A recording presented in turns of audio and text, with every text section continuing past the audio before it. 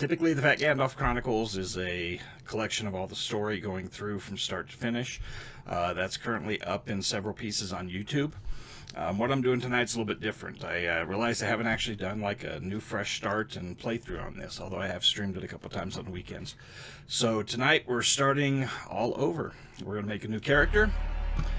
We're starting on US East, and we're going to play through the beginning of the game for a couple hours. We'll go over some tips for new players, so there will be spoilers. If you haven't played the game yet, you don't want to know anything, go away, shoe fly. Otherwise, we'll have some spoilers in it, along with some lore crafting and some crazy Gandalf ideas. So we're going to pick a new server and see what we got. There was one over here that was high population, but no queue, so we're going to go there. Themyscira. Sounds good to me. So I will be doing all the stories, dialogues, letting all that play out. Other than that, I'll be doing some discussion. I'll get the chat window going as soon as we're through the startup here.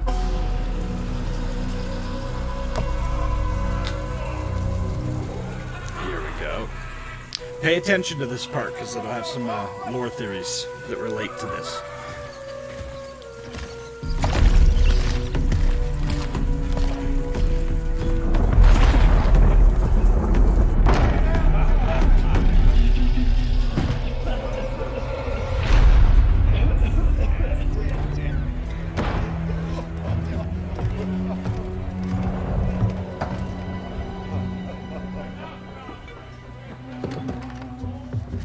Hey, Stone. Welcome. The stories you've heard, they don't tell the whole truth. The island is indeed the place of legend. There's power and vast riches as well. But those who've gone before you have simply vanished, never heard from again. I saw the horror, the madness that overcame the crew. It was beyond any evil the world has ever known. How I survived, I do not know.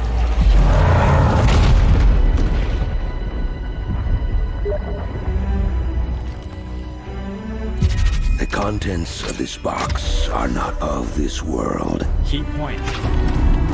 They will guide you to that one, wherever and whatever that may be.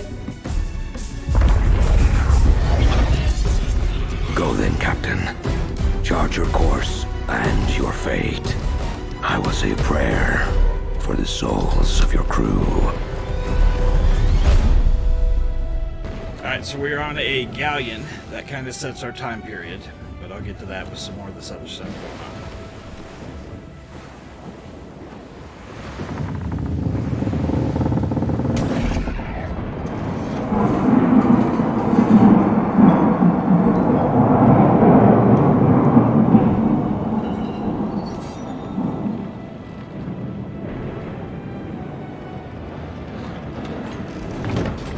Alright, so here we go into character creation. My normal character is a male, so I'm going to play a female on this one. And we're going to go with kind of an Egyptian look, because I got a cool mummy outfit. So we'll give her... let's see, we need a little bit... I don't know. Which one looks good? We'll go with something like that. Need to give her a little darker skin. She's going to be an Egyptian. Dark hair. Let's see, what do we got for hairstyles? Need longer hair. Don't really have any long, straight hairs. I guess that's kind of the closest we get is that one or that one.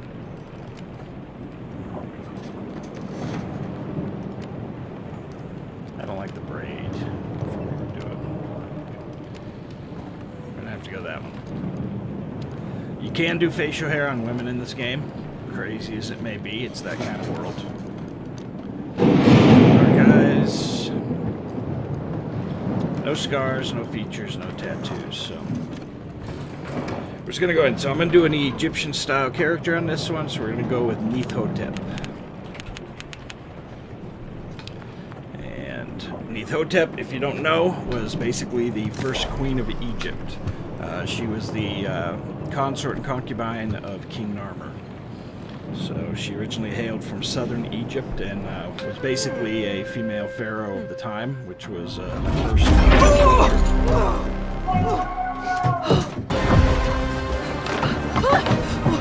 Another key point: conquistador.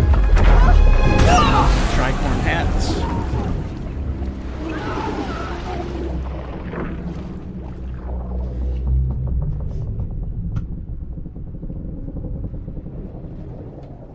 Hopefully the game loads. This is where when they first launch it would pop up, you are 14,667th in queue. And it would take forever. 2 I'll take. 2 works good on a high population server, so. I am number 1!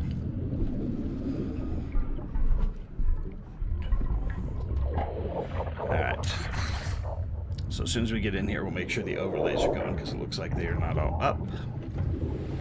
As I said, it always does something. They were fine on the stream last night, but they're missing now. So let me fix that, and then we'll get started here. Oh, no, they're up. I don't know why it's not showing over there. Hold on. Weirdness is taking place. Ah, there we go. This is what happens when you got multi-screens going. Oh, I've probably been echoing. Sorry. That was from the last laugh they made me do last night. So, all right. So, first couple things as far as lore spoilers here. There's no real easy way to say it. They have a shipwreck as they go into the Tempest, and here we are on this island. They frame it up to be that you are a survivor. No, you're fucking dead. New World is not a new world. New World is purgatory.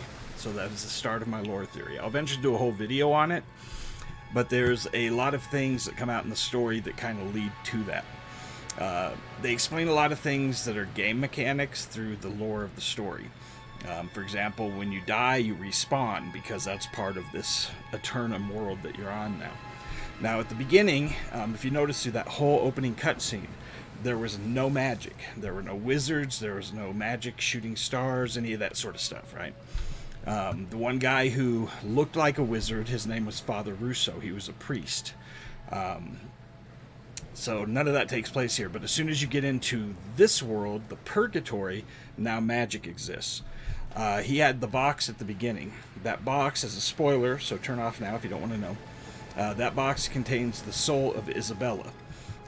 He had that box in the living world, and it explains his lore as to how that happens later on down the story.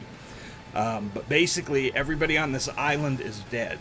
So you're either a lost soul, basically, or you're corrupted to where your soul has departed, but your body is still here, kind of haunting everybody on the island, making life miserable for them. That is always shown with a red glow. Souls that are lost souls. Hey, Stretch! Lost souls are usually shown with the blue light, so there we go. Welcome to everybody who's coming over. We're just starting this. You're actually joining right as we start, because this is the start of New World. So we're going to venture off and talk to Thornton.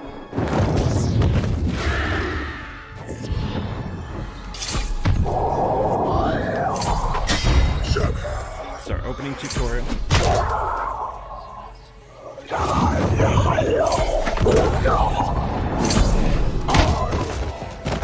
Hey, Glitters, you came back! Welcome. I'm glad that you're here. Alright, so this was the conquistador who was on it. I'm doing good, doing good. I just got off work and we're starting this up, so definitely glad that you came back. Glad y'all are here too, everybody who came over with Stretch. It's good to see you. So this was the guy who was in the opening cutscene. Yeah, no problem, Stretch. Dude, before you go, let me give you advice on your back pain shit, because my back is killing me. Pick up a TENS unit on Amazon. They're like $35, and it will solve all your problems, at least for the most part. You! So here we go. Come closer. Your captain needs you. There's something wrong. I'm not feeling right. What's happened? Devil's storm. What in the nine hells was that about? And where is my box? I need my box. Did you take it? You build rat.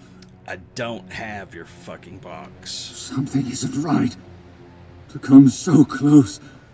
It's not fair. What's happening to me? I can't die. Not like this.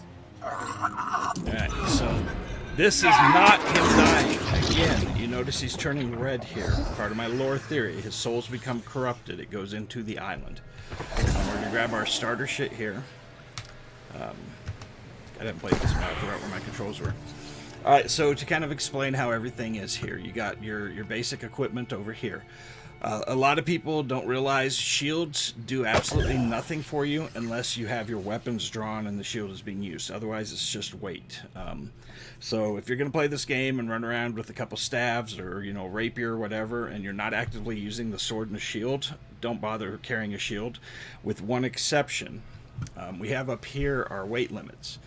And basically the way it does is based on the total weight of the equipment you have. It's going to drop you into light, medium, or heavily encumbered. So a good strategy is if you want to be able to dodge further and get a little bit of extra damage, debuffs that last longer, gear yourself up to medium armor, right up to the cusp of heavy. Keep a shield in your inventory, and then if you want to switch over to get the benefits of heavy armor, throw the shield on your back. It'll put you over the category, and now you'll get the block stability, and your crowd control will last longer. Let's get through this part. We have to eat some food, do the tutorial shit. You can actually skip the tutorial here if you go into the game menu. You can just skip to new world here, and it'll just skip the tutorial, but it's kind of cool to like run around and see what's going on. You can jump, it's very limited. Alright, so these guys are considered lost. These are basically undead in the game. And we'll beat the shit out of him. Oh shit, I don't have my powers, I forgot. Alright, you notice his soul's blue there.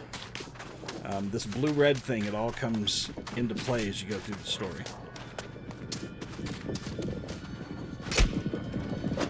So he's lost, but he's not yet corrupted. All this shit here, this is corruption. You'll see it throughout the game. If you get into it, I don't think it does it in the tutorial, but it will start giving you corruption. Once your corruption timer wears off, you will take damage. And we have our basic attack, and then we have our heavy attack I'm going to open with. Taking damage, you'll see, red bar, normal, dodge. Because we're currently in the light armor, we do a big dodge, we roll. The heavier armor, the smaller that dodge window gets.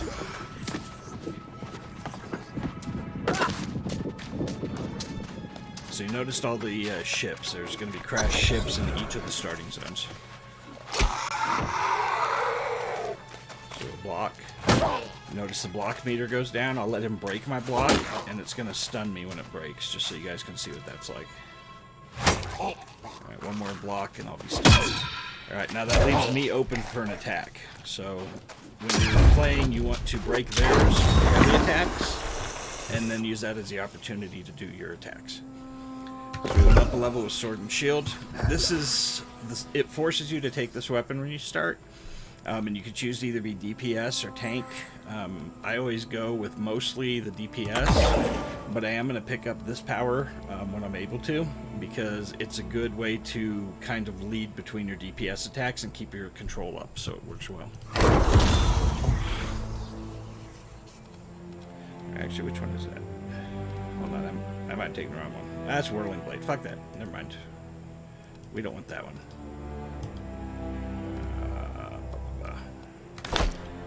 I'm gonna respect that. You can respect for free up to level 20. The ones I'm going to use is going to be Reverse Stab, Leaping Strike, and Shield Bash. And that's just because I prefer that style of play. So we're going to go with this one instead. I have to wait for my attacks to come off cooldown.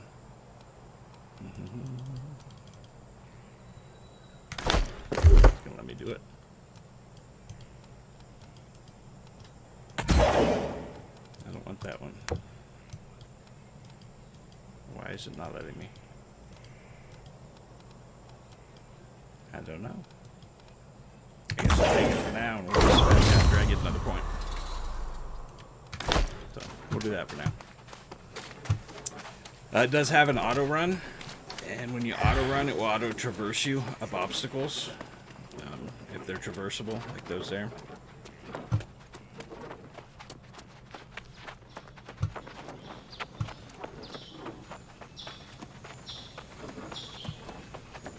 So if you've ever seen the TV show Lost, think of New World as that island. It's kind of the cork over the afterlife. So the way they describe it in the show is awesome. What's up, Mac? I'll be damned, you came back. Welcome to the stream.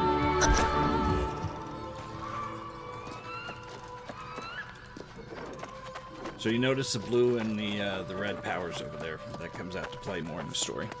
How you been, Mac? What are you up to?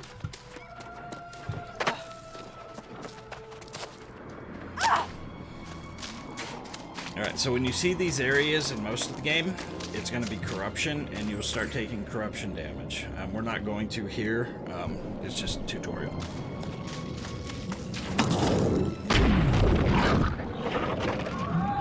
Red light, corrupted.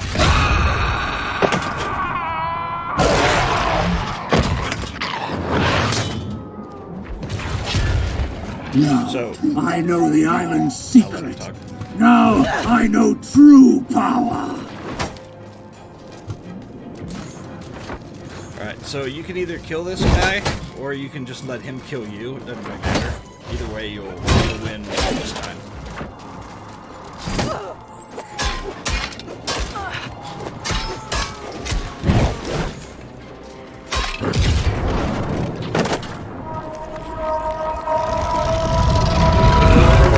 Make time for games. Play this one. Let this be your new MMO.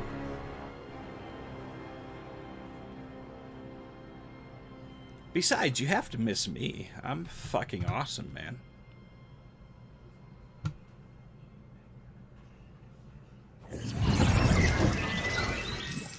Alright, so we're in the game. First thing we're gonna do is get out of these peasant clothes, because I am not a peasant.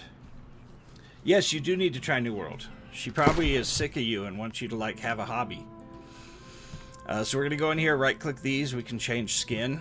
And it's going to show all the available skins that are available through the cash shop. Some of them are in-game things.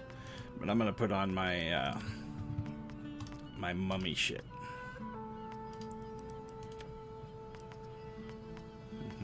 Where is it? Where is it? Where is it? Shroud of the Pharaoh. There we go. Alright, now to put these on, we actually have to have the weapons. I do got a couple cool shield skins, so we'll go with the Dragon's Coil Shield. And I got a cool sword skin, too. I had a couple. I got a cool cutlass, but I like this one. I know, see, she's sick of your shit. You need to come play with me. When you play on the Camelot server on US West, though. That's where we're all at, just so you know. Same with everybody else on the stream. If you want to come play with me, that is the place. That sounded really, really wrong, but, you know, hey. Alright, so the first thing when you're coming into the game, you need to figure out where you're at. Good, I hope you do. I'm going to hold you to that. I'm going to harass you after the stream. So if you look at the map here, we got 3 factions in the game. There's the Syndicate, which is the purple. There's the Covenant, which is yellow, and there's the Marauders, which are the greens. And so when you hit about level 10, you'll be forced to pick one of the factions. Each of these little areas corresponds to basically a territory. You can see it's kind of highlighted there. So it started me in First Light, but it could have started you when you play this game in any of these opening... Well, not that one. That was high level. Any of these basic opening areas here.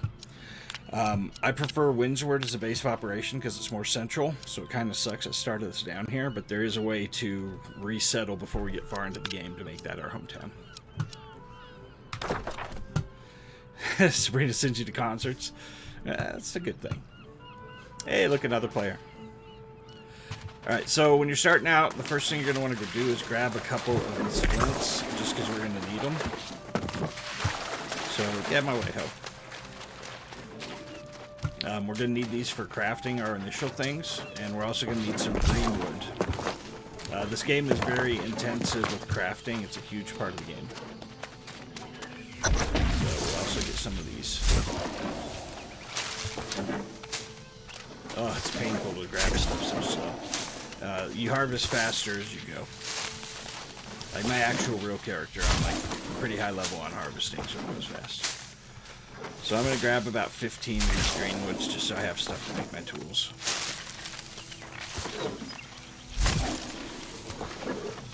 Yeah. And we'll come over and do our first mission.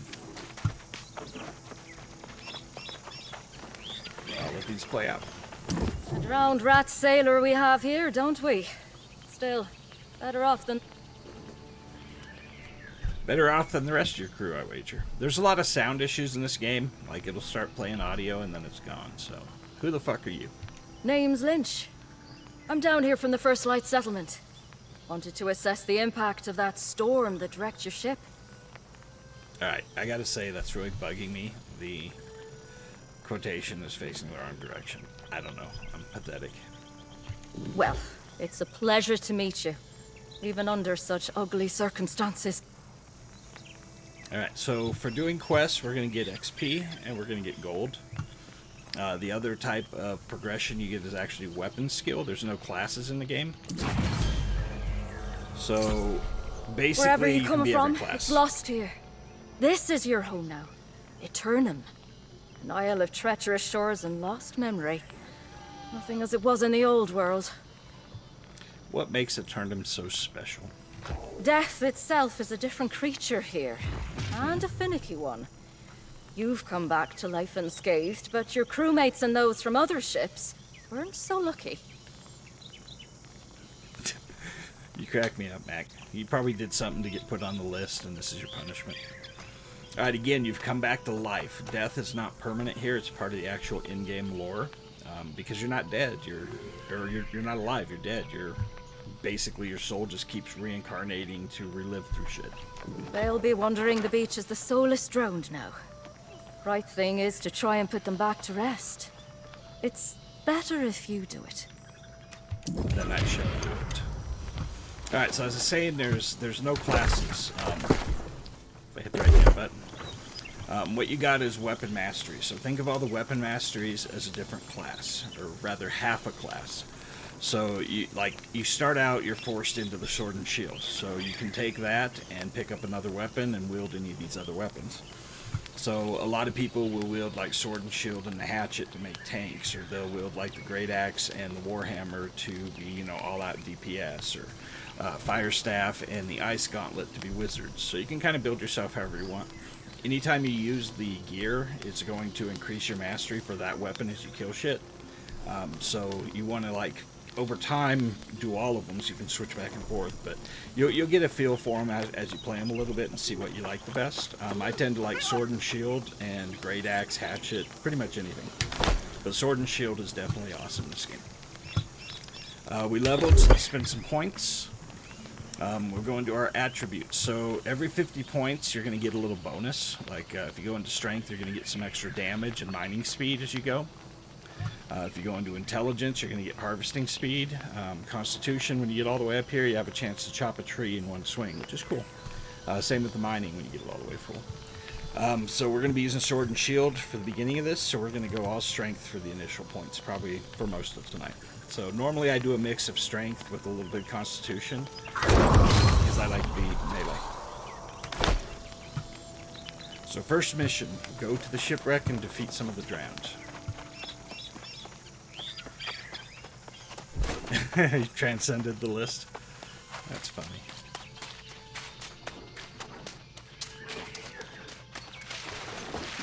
You should have her send all your friends a copy of that list someday, just so that we can enjoy it. Alright, so we'll kill some dudes.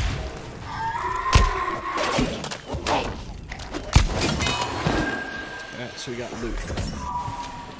Alright, cartridges. So we have 2 slots here. We got arrows and bullets, so we're going to just throw those in there. We got a pair of boots too, which means we can wear my Egyptian boots, so we're going to do that. Oops, maybe we're not. There we go. There we go. We're getting more and more pharaoh-y. She's kind of ugly. Oh well.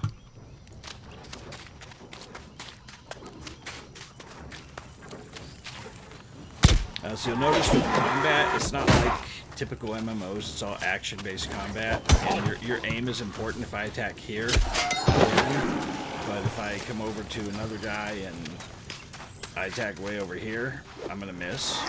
But the attacks do have hit tracing, so it will try to get them if you're close to them, so you can kind of follow them around. And push the blocking. Alright, so we got those. One thing that we're going to want to do is gather these purple flowers. You'll find them everywhere. And this is actually a pretty good place to get them. So there'll be some in the ship back there, and we're going to have them here. And all the starting areas are kind of the same.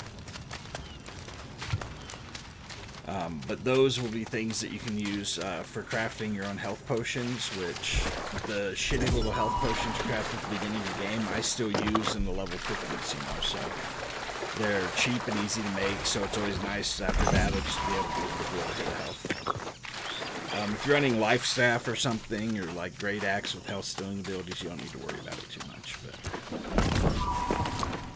And flints, anytime you see a big group of them, grab them. You'll use them for leveling one of your crafting skills, like, hugely. It's very important. I know it wasn't a pleasant task, but it was the right thing. Helps protect the First Light settlement, too. The drowned sometimes wander quite a ways. Oh, I'm sorry. Where are my manners? You're probably cold, exhausted, and half-starved after what you've been through. I'll be alright. Don't go playing tough now. You need to learn how to survive out here. I know. Gather some flint and wood and make yourself a skinning knife at the fire. Alright. So, since we already grabbed that, we can actually go straight to that quest. So, crafting in this game is actually really cool. I hate crafting in most games, but we need to make a skinning knife, but we're going to actually make all the tools. You'll notice this little triangle here that tells us that's one we need for quest completion. We got plenty of flint, plenty of green wood, because we picked that up ahead of time. So we're going to make one to eat. And we're going to continue to craft. We'll do an axe.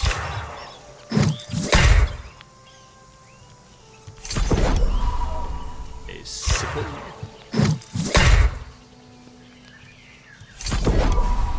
And our pick.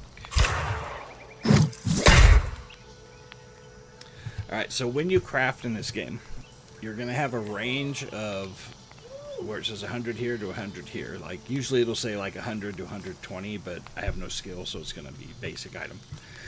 So it will create a random item between those ranges. So if you can craft a gear score 300 to 400, it'll say 300 here, 400 here, and your item will RNG to somewhere in that scale. The higher your skill, the higher you go, the better chance that it's on the higher end versus the low end. These are all shitty, so there's that. Alright, so let's spend a couple more tribute points here. So we're dumping into strength. And let me see if I can reset this mastery and actually pick the other one now. There we go. I don't like that whirly shit. Fuck that. Alright, you also notice these everywhere in the game. Most of the quests are going to be either kill things or go to areas where you have to kill things and gather various chests like these, or boxes, or packs, or whatever the hell it happens to be, but it's always just to go fetch things, so we're going to get those. This is how you're going to get a lot of your food stuff. Like you see, we got some hardtack, we got some more bullets, and we got a potion there, so that's cool. Also, all these blue glowies, these are all going to be lore items. You'll eventually get tons and tons of lore here. I will do a video at some point when I have them all, like kind of going over what's in them, maybe reading them out, we'll see. And we get another one here. We're going to talk to her, tell her we made our tools. There you go. You've got an eye for this, it seems. Now's time to make yourself a little feast. Why, these boars around here can be right vicious. But they make for a fine meal. Hunt one down, butcher it up, and cook yourself some rations. My mouth is watering just thinking about those steaks. Beats having hardtack any day of the week. Alright. So we're going to kill some boars.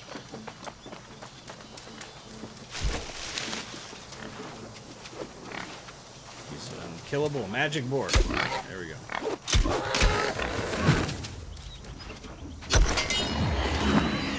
Alright, so to kill him, we gotta equip our shit, because I didn't do that. So we're gonna equip all these in the correct slot.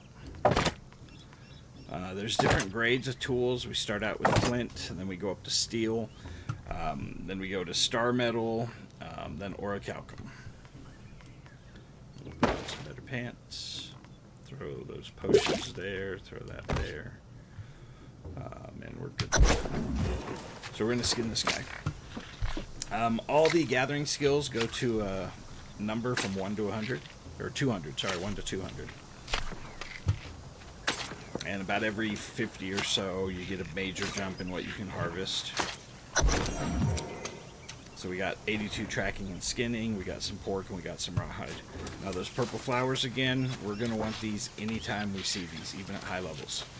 They give you good gathering XP right now, and that's huge. Plus we're getting some dill, which is used for cooking, and we're getting the hyssop, which is going to be used for health potions. And you'll notice he spawned really fucking fast. When the game first started, they had an incredible queue. And it would take hours and hours to get in. So then the servers were overloaded when people did get in, and you'd sit there waiting to kill something. So what they did is turn up the respawn rate like insanely high. And so a lot of times, even currently, you'll be like fighting a boss guy or a mini boss or something, and you'll clear the ads, fight the boss, clear the ads, fight the boss, clear the ads, fight the boss. And then by the time you get done looting whatever the boss dropped, the boss will be respawning again. So it's kind of a pain in the ass. You need to tweak that.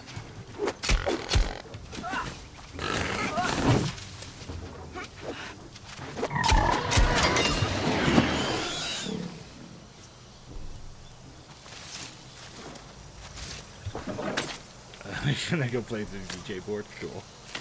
Nah, man, if we hear you, we hear you. Go make noise, you're good. Don't worry about it.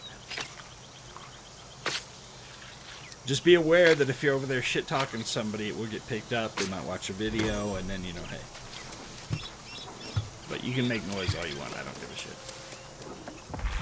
Gonna get one more board just so we can get some extra hides for when we get to town.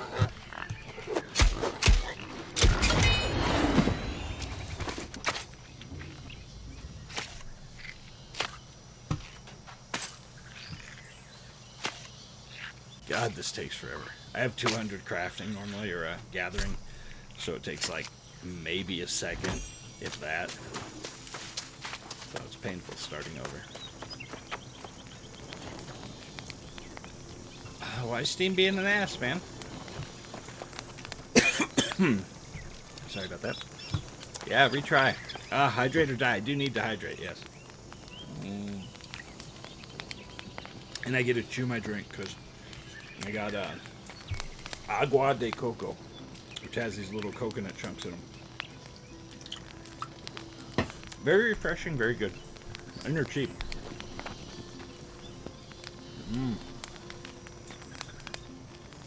I don't know, Mac. That's weird. Yeah, that's weird. Restart it, relaunch it, try again. Alright, so we need to do a light ration. We can tell because it has the little, I'm pointing, I can see it. It has the little triangle on it saying it's a mission item. We're just going to craft a whole shit ton of those. 6.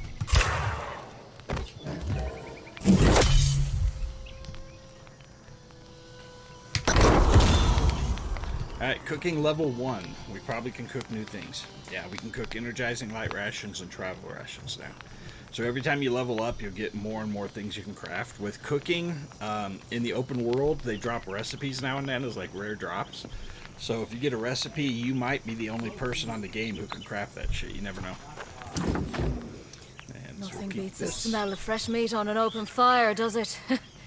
Starting to get right hungry myself. At any rate, now you can at least feed yourself.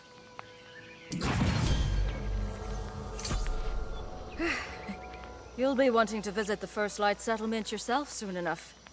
But there's more work to be done here first, after that storm. I know. Right strange, isn't it? Something in the island.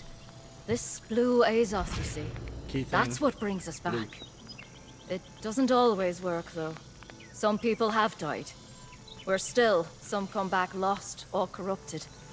Again, with my lore theory, corrupted means your soul has basically been taken by the evil forces of hell. And the lost are those who've lost their soul, but they're still wandering around. And then there's the people who are uncorrupted, who are the ones like us who are here, and we could become either of those two things, but currently we have our soul. That storm was corruption. Pure evil. Takes out any ship approaching, and any tries to leave. But this one today was the worst I've seen.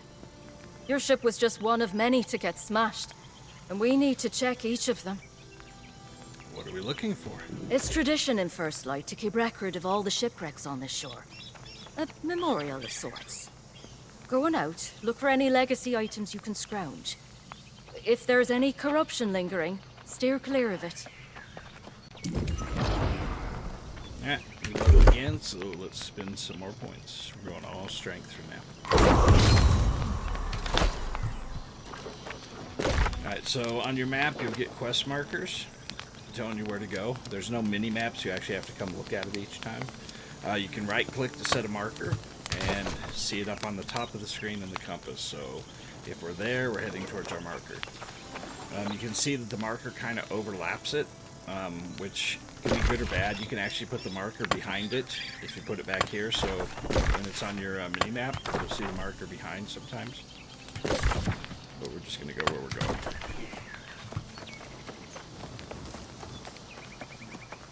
There are no mounts. It gets annoying. Supposedly they're coming. Lore-wise, there's no mounts because animals that come to this place on this island, they become hostile and feral, which is their in-game reason for it. It's because they're dead. My lore theory again.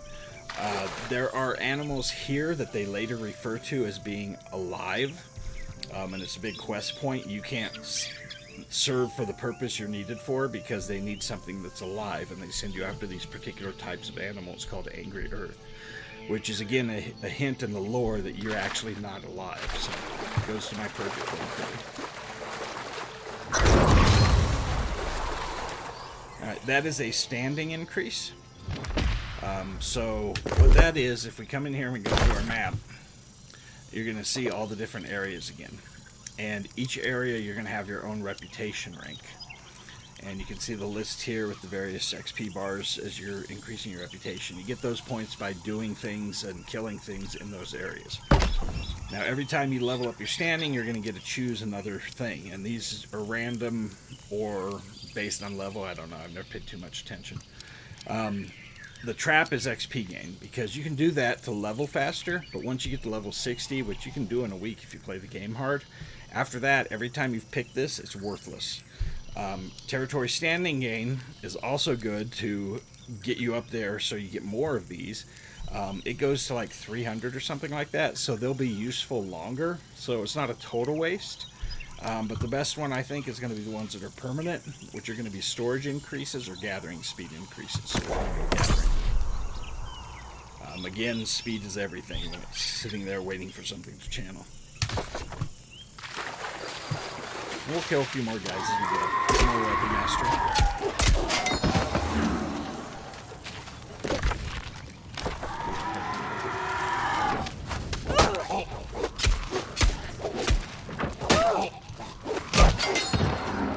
Got me.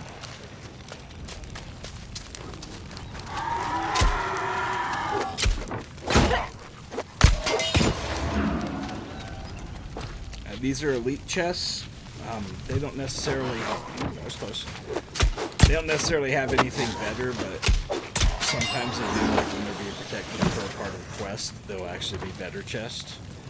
But you'll get these big ones, and they'll have the same junk that you get, you know, a couple lemons or something from something else.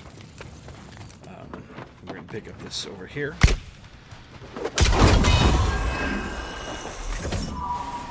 I'm going to grab this and get out just so he won't respawn on me. I'm not going to bother reading the lores and filling up the time with that. We'll level up once we get out here and we're away from these guys.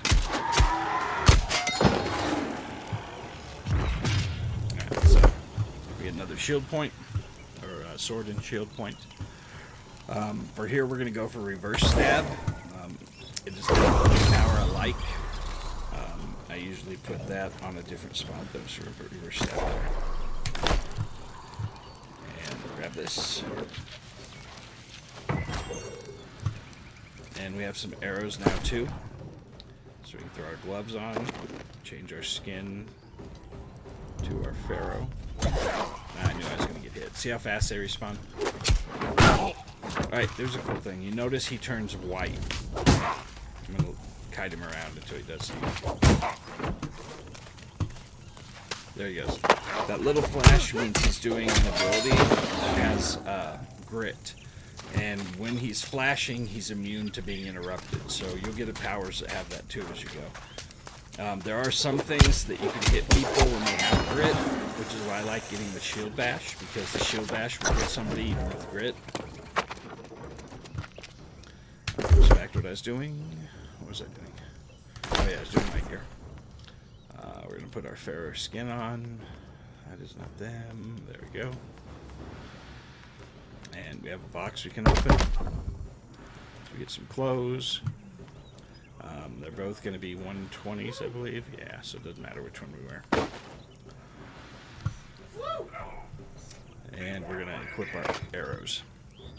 Alright, you'll notice up here we have an option for salvaging, which is going to be S plus your left mouse button.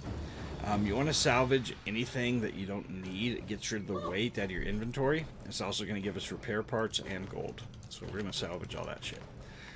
Anything that's an item like these things, you don't want to salvage, except for fish, because that's how you get your fish oil and your fish fillets and shit. Recipes you'll salvage to learn the recipes. Other than that, these are just things you're going to use for crafting. And where are we supposed to be going? We got to go up on that ship. So that was a flash of grit.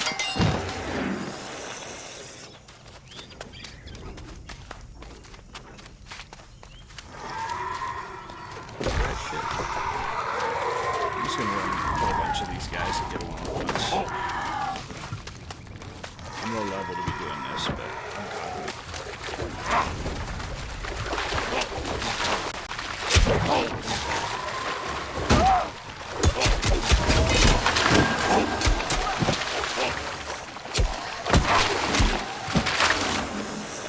Not bad.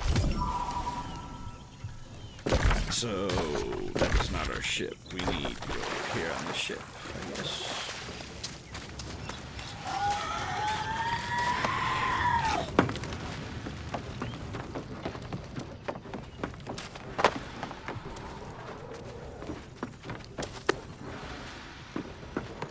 Or is it going to be that ship? Probably going to be that ship. Let's look at the map. This is right here. Collect ship manifest. I think it's wanting us to grab that thing that was down there, but we already grabbed that. Maybe it's on the rocks, I forget. All these starting areas are a little bit different. Yeah, there it is. That was reverse stab. I got distracted. Alright. So we are good. Our next thing's going to be over here, so we're going to head that way.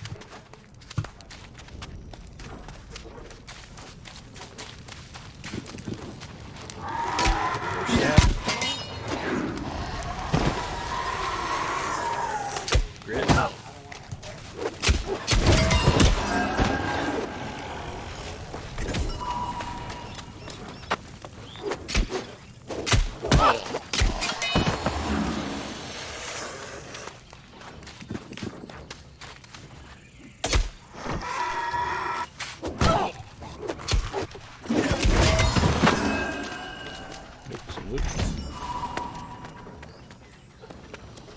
So, water dynamics here. There is none. When you get too deep in the water, you'll start drowning. It gives you like a count of 20 to get back to where you can breathe, or you just instantly die. There's no swimming, there's no water physics, any of that. It's one of those systems they just kind of left for now. I am going to drink a potion, recover a little bit of that health.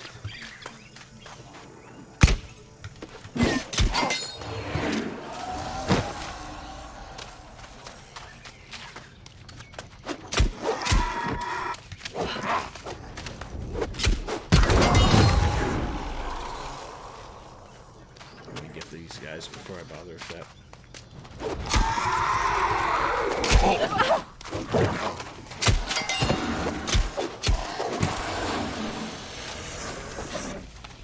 You see the abilities do have a cooldown, which is why I was unable to reverse stab. Grab this. Looks like there's a blue something over there. Is that a guy? Might be a guy. Nah, it's just part of the deck. There are lots of nooks and crannies you can find in this game if you explore. It's kind of cool. I like exploring. I spend a lot of my time just running around, fucking around with things. So we get another sword and shield point. Alright, so the way it works here, to get something on the other side here, the one I want is shield bash. But to get that, I have to first put a point into something up here. I don't want this because that's an ability. And you can only have 3 abilities, so I don't want those. But I will have to take either sturdy shield or sturdy grip before I can take that. But because I have one in this row and one in this row, I can now claim one in this row. So I will grab that because that's the next power I want. That's kind of the opener for what I like to do. We'll come down here and use it on this guy. So now we can move into combat, hit him, reverse stab him, and then finally stunned. And that combo, basically, once we have the shield bash, will CC any single target that you're able to kill within a couple seconds. Makes the game really good. You can tank. I've just never tanked, so I don't know what tanking moves are the best. Where are we going? We're heading up here.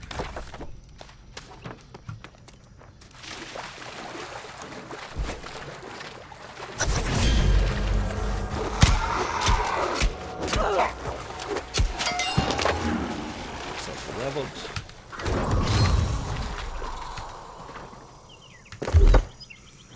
Get some more points into strength.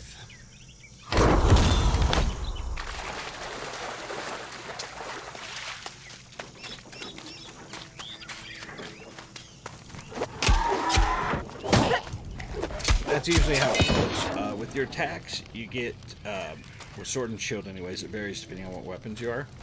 But your left and right mouse buttons are going to be to block on your right mouse and to attack on your left mouse. And when you attack, it does a string of abilities based on what your weapon is. So for the sword, it's a 3-hit combo. So it's going to be light attack, light attack, light attack. You can also hold it down to do a heavy attack. Heavy attacks are what you want to use when people are blocking with a shield because it will eat away their defense meter. So you heavy attack, knock their shield down, and then you come in with them. Typically, most enemies, you'll be able to do a light attack, and then they're going to attack back at that point. So you won't always get that third one, which is the heavier hit. It's spinny. But like this guy, you'll see. Once we get him to bring up his shield. That was the sound of the shield. Right, enough more than cheer.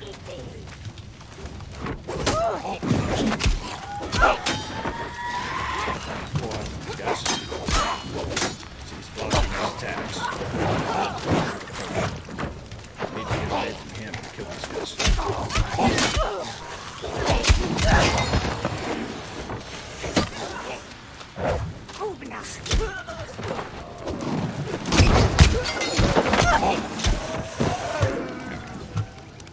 So we took some damage. Those rations we made, we'll eat one of those, and you'll see it will put a little buff on my screen. So it's going to give me quick heals until I take damage again, and then it's going to slowly heal me for a little while. So it's good to always have a little bit of a food buff.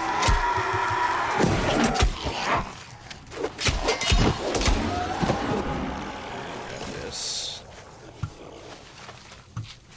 I need to move my power. I have it on the wrong button. That's why I'm missing my attacks. Again, anytime you see herbs, grab them. I drive down the street and see purple flowers like this, and I'm like, ooh, herbs. Always pick up herbs. Quest objectives will usually have a blue sparkly on them. During the betas, they didn't always work. So far, since release, they've always been there. But just be aware. If you know something is somewhere and you don't have any sparklies kind of telling you where it is, then just log out, come back in from the main menu, and you should be able to see them. But you know me, I see a shiny, I like to click it, so.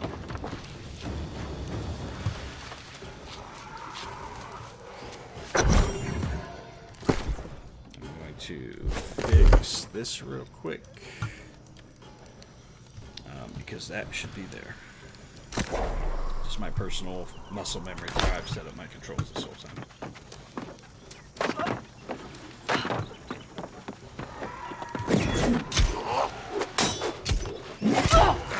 Ow. He's blocking, so I'll heavy attack him.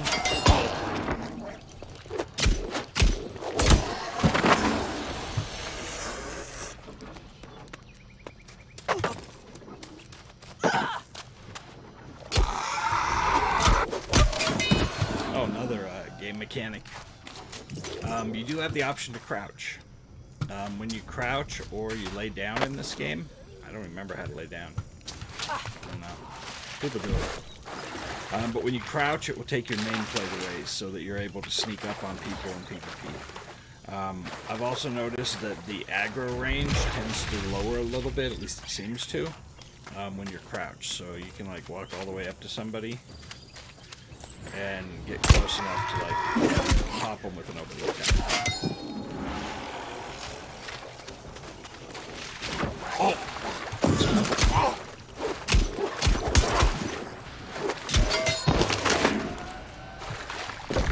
And now we are heading back, I believe, to the Watchtower.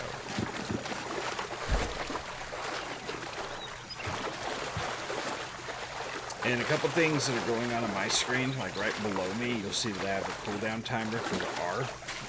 That is something you have to set up in the settings to be able to see. The same with being able to see both your main hand and secondary weapon on screen and the HUD at the same time. Those are options. It defaults to just showing whichever one's active. I like to see both. And the little cooldown timer after I do my moves, it's going to be based on each key. And it will show those based on whatever weapon is currently active. So if I switch over to another weapon, like I'll be able to do after this mission probably, it would show whichever one is for the currently active weapons. Ah, these'll do perfect. You've done a good turn for the memory of those ships. And for First Light. I wish we could just head back to the settlement now, but we can't turn a blind eye to the truth. The storm preceding your arrival filled the skies with crimson. Corruption incarnate, I tell you. Yeah, the tempest surrounding the island comes into play about level 40 or 50. Some people claim to have the answer, but I don't believe them. Does it come from the dark part of a person's soul? From some vault of evil beneath the island? One thing I know for sure. It turns them... There's the audio again doing its thing. Yes, and corruption's the real threat to watch for. Any trace is a scourge to the settlement. I fear some remnant may be lingering in Tide Swallow Cave. Well, I can go check that out for you. I hate to ask a newcomer, No, you but don't. you handle yourself well enough. I do. Go take a look then. Be warned though, corruption can be right dangerous. Alright, so we should have gotten a bow. Oh, we got a couple things. Throw our helmet on first. And we're going to go full mummy here. So we're going to change to my skin. I got a couple different skins, different helmets. But we're going to do our mummy thing. So there we go. Alright, so we got a couple weapons to choose from. We got bow, basic ranged attack. The projectiles are actual objects. I think they're working on changing the system, but for now they're actual objects. So they do have weight to them, so you have to arc towards targets that are far away. With a bow or any ranged weapon, headshots are automatic criticals. Bows can shoot pretty quickly, whereas other ranged weapons like the musket has a longer reload time but higher damage. Then you have the magic weapons, you know, your ice gauntlet and your fire staff and life staff and that. Great Axe has broader attack strokes, so you don't have to be as precise when you're fighting. It's also used mostly as like a PvP weapon to chase people down and fuck them up. Same with Hatchet. It is the super fast main DPS weapon in the game for people who just like to run, chase people down, and chop the shit out of them. So Hatchet's pretty cool. So we can choose any of those. I don't know. I like Hatchet, so we'll go with Hatchet. But I like Great Axe too. They're all cool. And I also have a Hatchet skin I'm going to throw on there. So there we go. Alright, investigate Tide. Alright, we'll see war being declared up there. So in Reekwater on Friday there's going to be a war. So that means in the territory here, Reekwater, it's currently owned by Covenant, so it's yellow, so we know the yellow faction has it. Somebody's declared war on them, and Friday they're going to have a 50 versus 50 PvP match, and whoever wins takes ownership of this. It's important for a lot of reasons. Whoever owns the territory collects all the tax profits from that territory. They can also set the tax rates. They can set some quality of life improvements for people who are homeowners within their area, so you always do want to buy a house. Houses in this game seem outlandishly expensive, but there's a trick to it. When you're able to buy a house, you want to buy a house somewhere that your faction owns a territory. That'll give you a discount. Then if your company, which is your guild basically, if they own that territory too, then you get even more of a discount. And as you get territory standing, you can buy improvements to your tax rate. So you can knock 5% off your taxes or 20% off your taxes or whatever it is, depending on how much of your points you put into it. So a house will probably run you about 500 to 1,000 gold for a really high-end house, down to maybe 250 for kind of one of the cheaper houses. And you also get a discount on the first house you purchase. So don't buy a cheap house first, buy an expensive house, and then you'll get like 30 or 40% off. I forget what the number is. And we're going to come up here to the cave.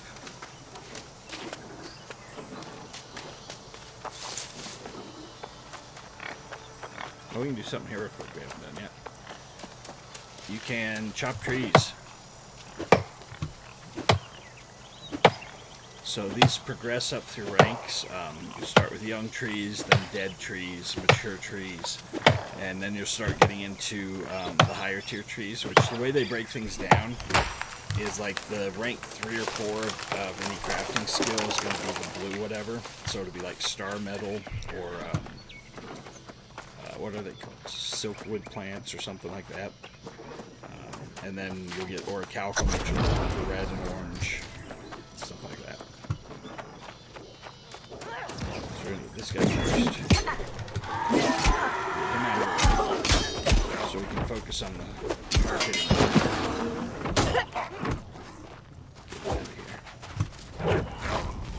Alright, so pay attention to his blocking. He'll block. That was a grit attack. Broke his shield, so I'm going to go in and block.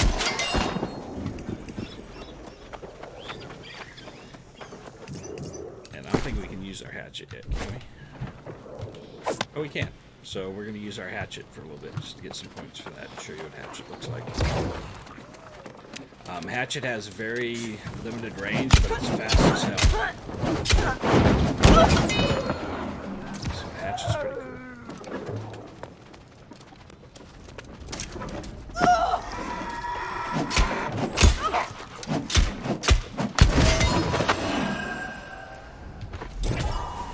And the hatchet will also, when we go berserk, which is one of the later abilities, give us a life steal kind of, or like a life recovery. Oh, you little asshole. Missed him. Where's he going?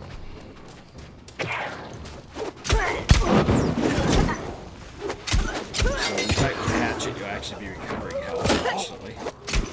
Now I hit him once with the sword, and now I'll switch to the hatchet and finish him off. And what you'll see is my points I get straight sword and hatchet. So if you use both weapons in the combat, you'll get mastery towards both. If you use one, you'll get mastery only towards that one, but you'll get more points.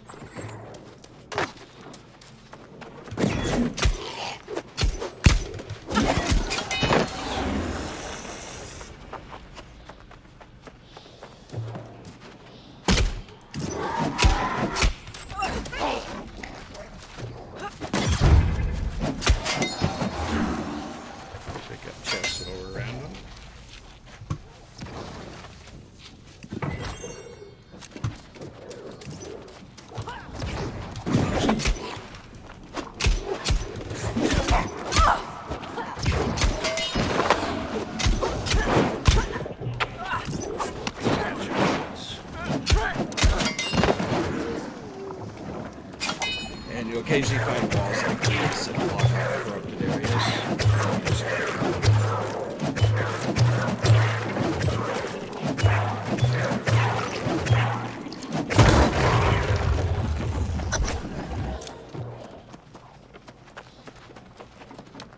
And we might take corruption damage in this because we're out of the tutorial.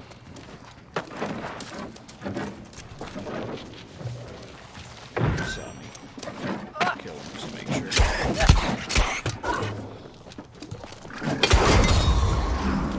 Alright, so we got some hatchet points. So, first things first, you can either choose to throw hatchets or to use berserk mode. I'm going to go berserk mode. And that will give us the ability to basically trigger 15 seconds worth of increased damage, healing, and everything.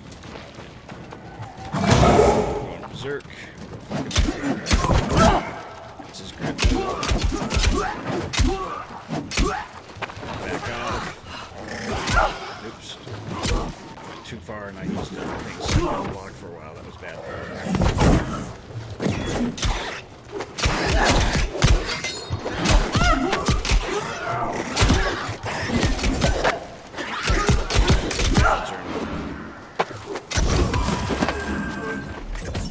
Potion, get our health back. This guy and get the hell out of here. But places like this can be a good area to get some XP. You'll notice the higher up you go, you'll find a bunch of players camping out bosses like this, just to like farm him over and over. I never rush for XP in this game. It comes, no matter what you do, you get XP. So whether you're gathering or not, it doesn't matter.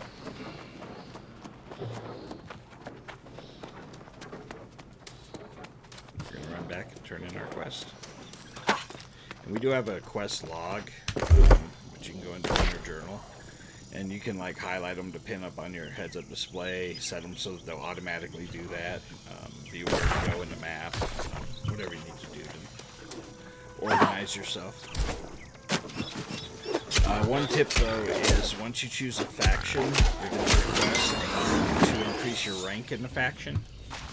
And by default, I think it will automatically get pinned up on your quest log on your heads-up display. It's one of those that you don't finish right away, so there'll be a time you might like turn off the pin so that it's not up there. And just remember that when you get to certain points in your faction, you're going to want to make sure that you actually have that pinned so you know it's there. Otherwise, you could go on forever, hit your faction reputation cap, and be like, damn, I can't get any more. That's because you have to go do a certain quest that you turned off and you forgot about. I did that first time through.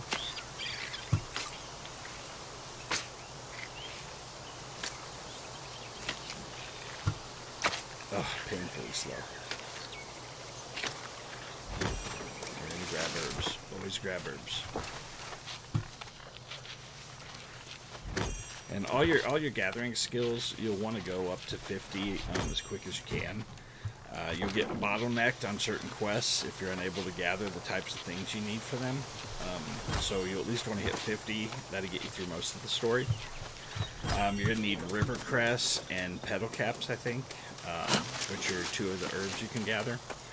So when you get those, make sure you keep them. Don't throw them away. Right now, the economy in this game, I don't know about the server, we haven't been there.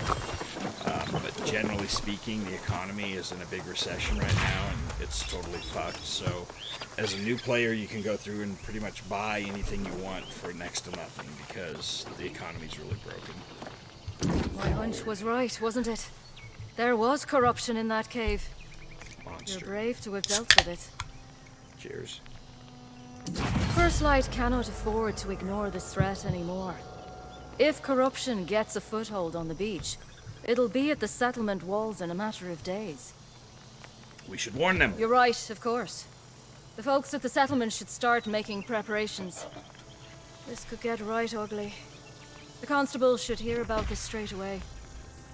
Yes. I will tell him. You've done as much as I could ask down here. Give Constable Oakes this message and then take a well-deserved rest. You've earned it. Thank you. Alright. So, this mission is going to be taking us to our first settlement. Once you get here, if you're not happy with where you started, like I had mentioned earlier, I want to be in Windsor, which is my hometown. Be very careful when you start taking quests in town. I'll point it out when I get there. But if you advance past a certain point, you lock yourself into that area being your home territory. If you choose to not do a certain quest and then turn it in at the other town, you can change your default location to that town. So we'll bring it up when we get there. Did I get points? I did, yes. More strength.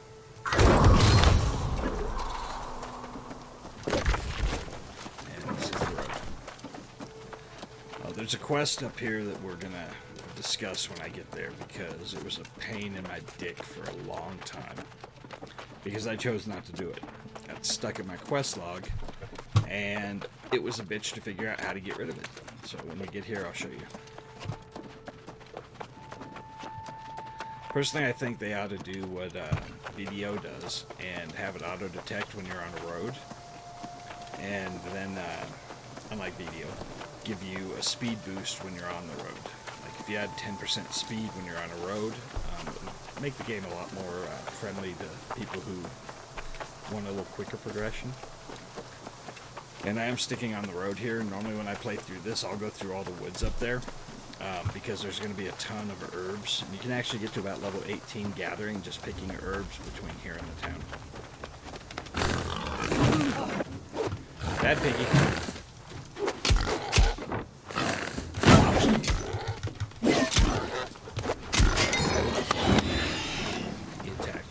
Skin his ass, because fuck him.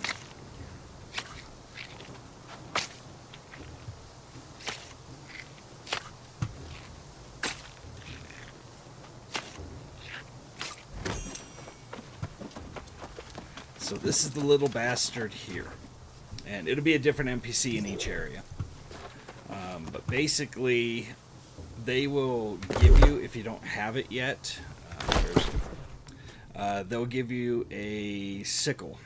I already crafted one.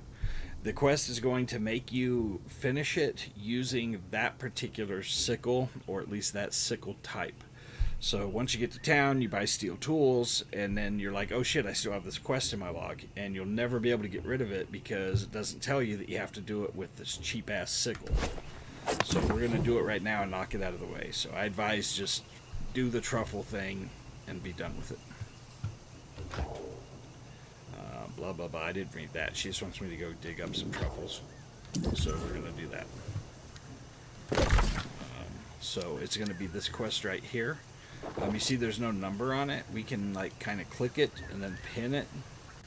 That's gonna put it in number 1 on our screen and give us some guidance. Again, we'll get the blue shinies telling us where we need to go.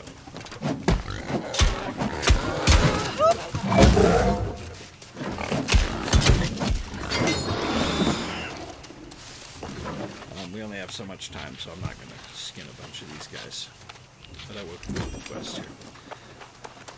The big thing with Berserk, why a lot of people like running Hatchet, is that you get a speed boost.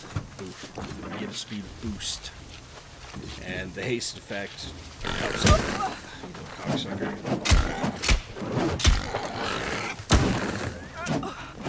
See how short the range is? It's hard to block. It actually blocks based on the size of your weapon. It's like when you're using a great axe, it blocks horizontally like this, which means you'll be having a large, wide hitbox that you can protect. And shields, of course, give you the best. Shields are also good because they're the only weapon that lets you block projectiles. You can't block a projectile with the hatchet.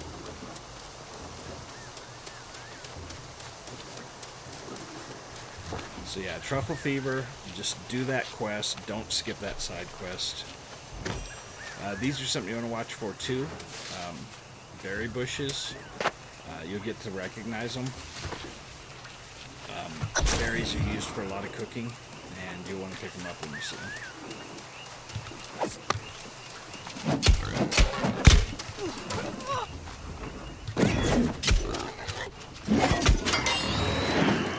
Again, I'm not going to grab them all, but herbs. Always gather your herbs. Always gather your berries.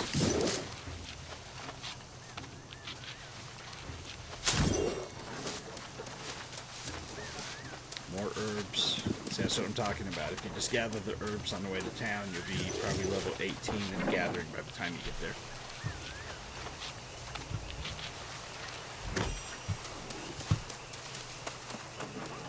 Grab one more truffle.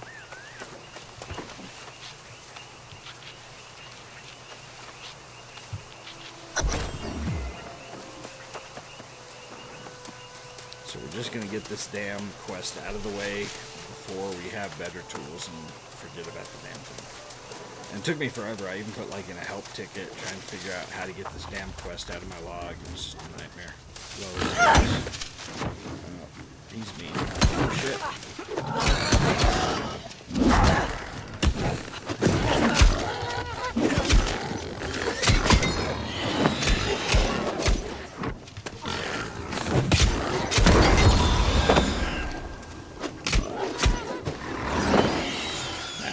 Took damage. You'll notice we have no buffs above our health bars, so we're going to eat food to recover that health.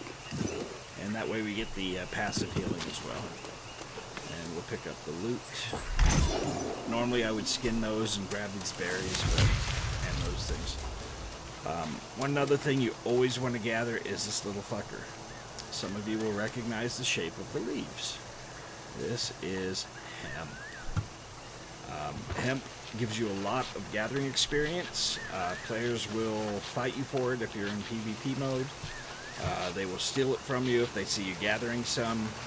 You always need hemp all the way to end game, so if you see hemp, pick up hemp. And we're going to grab some now just so I can demonstrate the crafting when we get into town.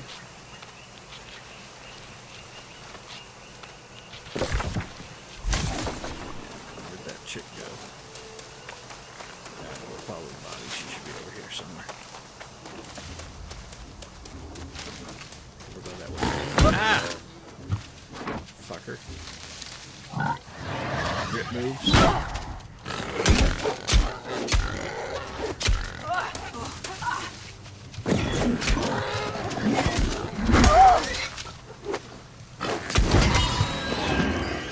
So my opening attack, that jump I do, notice it kind of stuns them a little bit.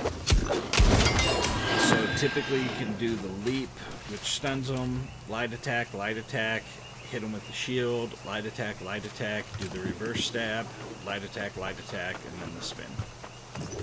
Where'd she go? Oh, she's up here now. X will put your weapons away. Again, when we're traveling, since we are using a hatchet, we can do Berserk, and that's going to give us the speed boost for a few seconds. Stuff like this you'll find all over. These are going to be various higher end ingredients for alchemy. You always want to gather them. We'll do this and see if maybe we can make a potion with it when we get to town. Now, if you want a bunch of XP on the way to town, you're going to have a wolf area. You can see it up here to the right. I could go through there, kill all those wolves, get a ton of gathering experience for skinning. But I'm not going to bother right now. Again, we always want lore. will eventually put a YouTube video up on Fat Gandalf TTV on YouTube that will go over all the lores. And there are videos up now that kind of show the whole story. It's just like cuts from story to story to story. And it's pretty cool. You should watch it if you're interested in this game. We're going to cut through this here. And we'll probably end up running through a bunch of wolves.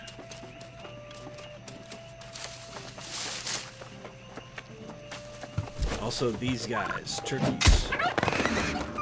Kill turkeys when you see them. They will give you feathers and some poultry meat, which will be used in cooking and making arrows.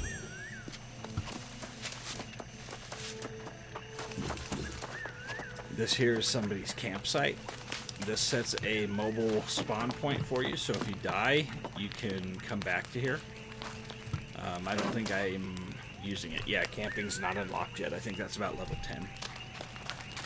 It's a good idea to always have a couple flint and a couple greenwood so you can put up a camp wherever you go. You can't put them in landmarks, so if at the top of your screen it says like you're in a region, like you'll see here when I go into town, it means you cannot put up a campsite. It has to have no name for the area you're in, which I'll show you when we get up here. And there's different tiers of the camps depending on if you do the side quest to get them. More herbs you would want to pick up over there.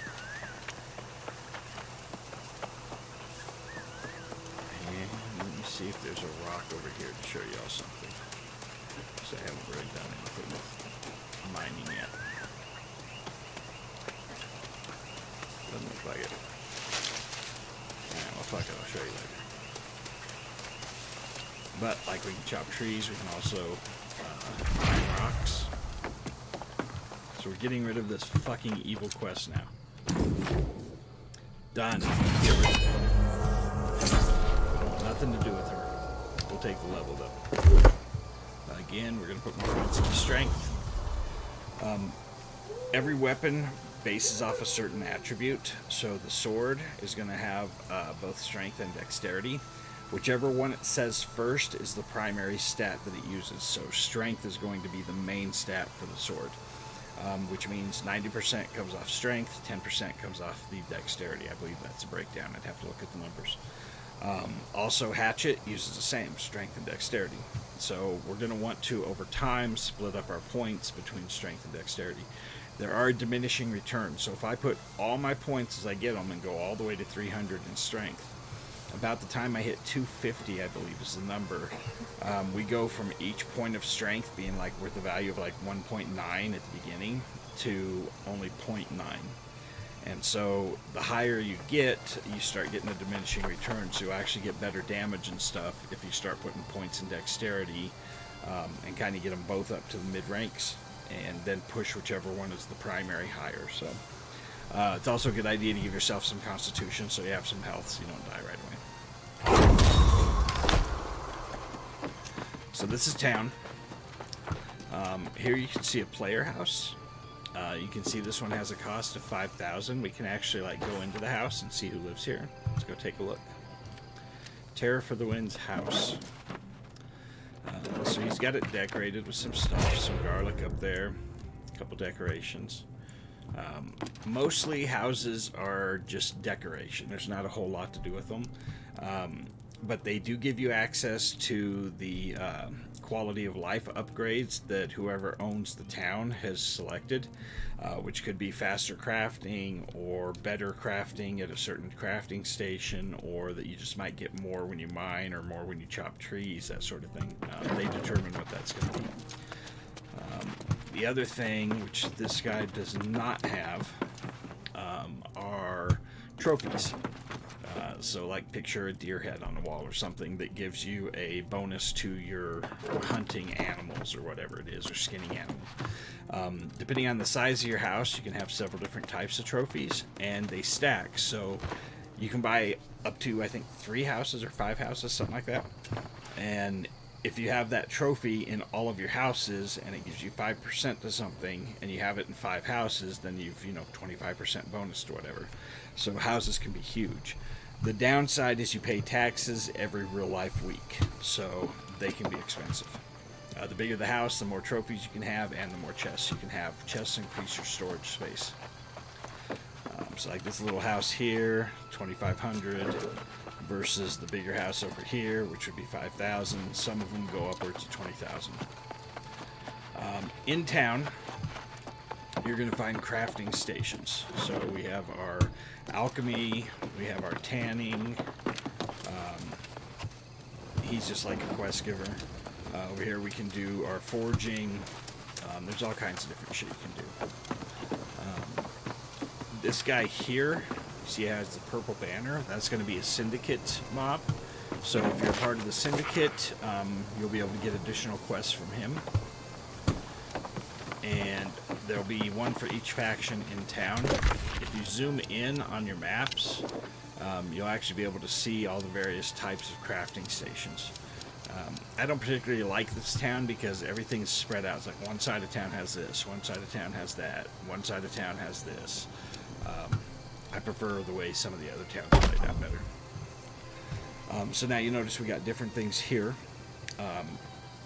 Crafting fees are always good to have. It's a percentage every time you craft that goes to the guild who owns that town. Same with trading. Those are both good to have, but those are variables because your taxes and your cost to do things can change depending on who owns the town. One thing that will always be consistent and you can never have enough of is fucking storage. Always pick storage. So we're in town, so we're coming up to our quest. That little green thing is our quest marker, so we'll drop a marker there and we're heading that direction. Oh, you can see that guy's got purple, he's syndicate. That guy's got green, he's a marauder. And that guy's got gold, or yellow, he's a covenant member. The syndicate are like the lore masters in search of knowledge and secrets. They want to solve the mysteries of the island in Azoth. The yellow guys, the covenant, they are like religious fanatics, and they want to bring their religion to the island and use that to kind of set up churches and such. And the green guys, they're just the fighters, basically. You know, they want to create a strong standing army on the island and build an empire. Each town will also have honey. You get this free every time you come into town. Always buy honey. It does sell on the market. You'll use it for a lot of your cooking. And the bird with the pearl, that means it's a market. We can come over to the market, which apparently I can't use yet. I gotta turn in my quest. We'll go over that later. We also have a quest board here and a war board here. They look the same in every town. But we have to go talk to this guy. We're going to grab all these blue shinies. Always get your blue shinies. You can read the lore later. It's always a treat to see a new face. Whether you are new to Eternum or simply from another settlement, you are welcome to First Light. I have a message from Watcher Lynch. Oh dear. Then the storm we saw out there was as bad as it seemed. The Shattered Mountain has erupted as well. Lynch said this day would come. It seems she was right. It's funny to recall. There was even a crazy old man warning us about corruption years ago. Reveries aside, we'll need to think carefully about how to proceed. So the crazy old man is Jonas. He'll be part of the story later on. Oh, it was decades ago. He was stark raving mad, but kind of sweet at the same time. I heard a rumor he was wandering around Monarch's Bluffs these days. He's probably become lost by now. Again, the people who are in purgatory of this Eternum, the longer they're here, and especially the more times they're killed and come back, their memories fade. So according to the lore, it's like the more times you're here and you're killed, eventually your memories fade, you become corrupted. And that's kind of how the story goes with this. And there's a lot of things in the lore. I do recommend reading it and digging into it. But I'll put a video out and save you some of the time. I'll begin formulating a strategy. We shouldn't rush into anything. I take it you are to whom Watcher Lynch referred in her message. That's me. Then the settlement is already in your debt. If you will, please inform Magistrate Bond of this news, and then visit the inn. We all need our rest, don't we? Alright, we're getting close to the quest where we want to change our starting settlement. After you check into the inn the first time, that's kind of when that happens.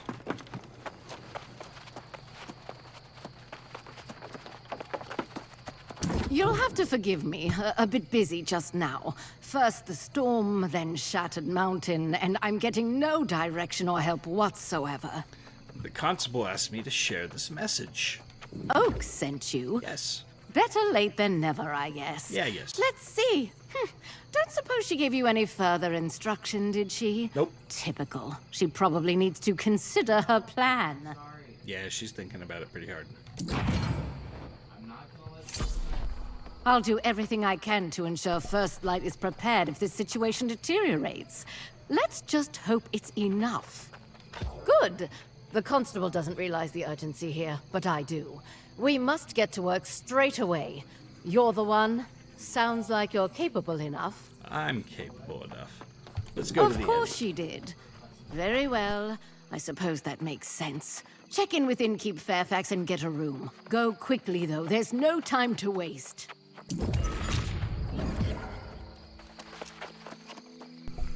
Alright, each town is going to have a supply cart. You can see this town is owned by yellow. There's yellow banners everywhere. If we look at the map, we're in a yellow area.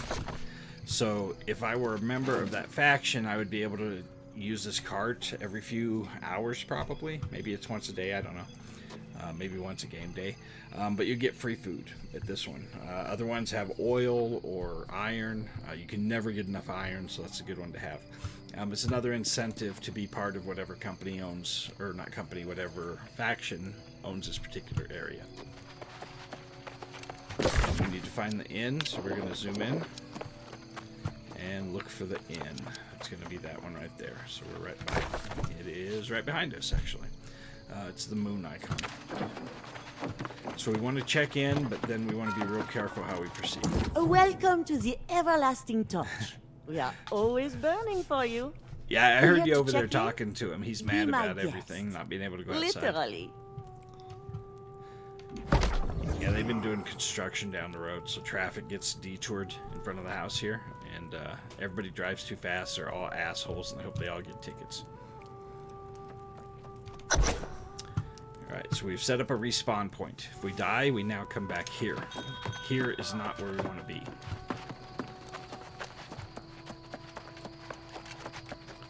There you are. I was worried I might have run you off. I'm sorry if I seem overly hasty. It's just that this really is an emergency. Alright, so I think this is the quest. Let's see. We can maybe turn this in at the other area. Zoom in. It's either this one or the next one. Hopefully There it's you not are. this one. I was worried I might have run you off. I'm sorry if... See? You get it. Why doesn't Constable Oakes? I do hope you'll stick around.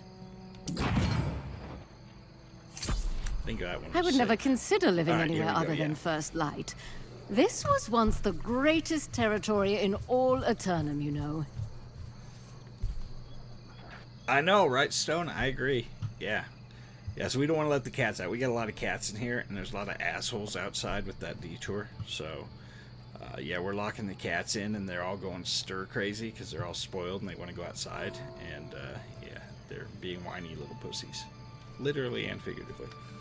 Anyway, so this is the mission. When you finally get to town, it's going to say, I would never consider living anywhere other than whatever territory you're in. Stop here, leave the conversation, and we're not going to do anything here. We want to relocate, so this is going to be a long haul. So we're going to come all the way up here to this settlement. If I can zoom in. And you'll notice that we have a quest here now. And we have the quest here. Zoom in. So we can go to either town. Whichever town you complete this next quest at, it's going to lock you into that town being your home territory. So we are going to go on a hell of a long walk.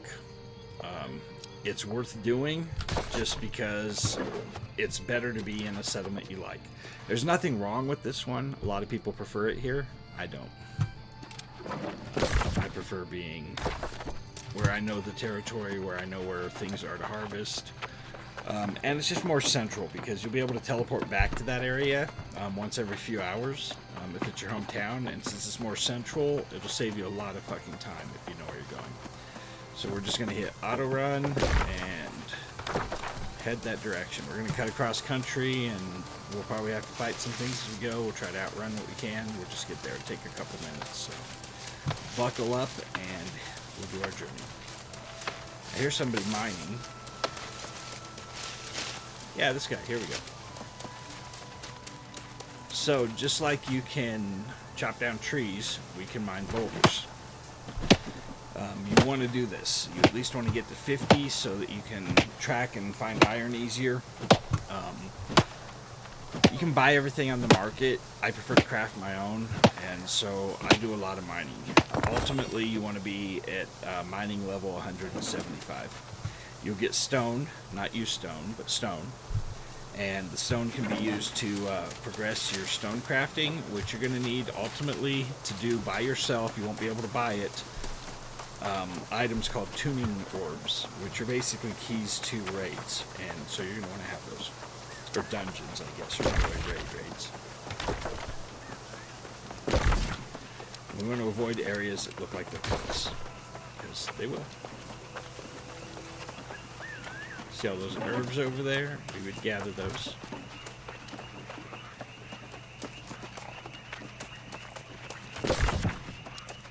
We're mostly going to try to stay on the roads. Those are more items you would gather. These are going to give you life motes and stuff.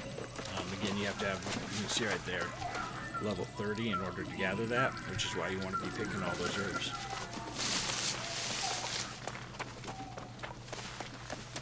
Black line in the sky in the center of the screen. That means there's a corrupted area over there. We want to get on this road. Always safer on the roads. Unless you're going through bottlenecks, and then they dump all kinds of things on the roads to fuck with you. Again, hemp you would want to get.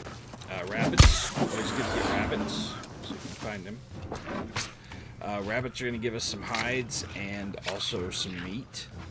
As you get higher level, you also have a chance of getting a rabbit foot. And rabbit foot are used to craft certain goods that you won't even be able to see the recipe for when you're crafting unless you have the rabbit's foot. So again, you always want to pick this shit. I'm going to grab a couple.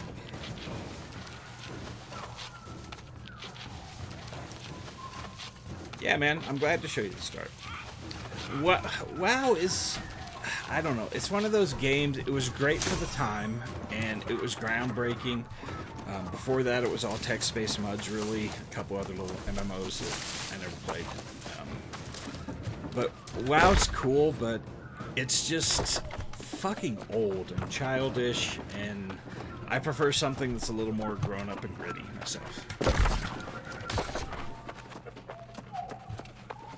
But yeah, when you get this stone, you'll love it. It's a great game.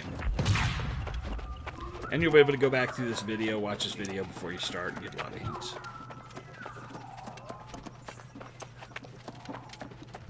We can just go berserk and get a little bit of movement speed for a few seconds.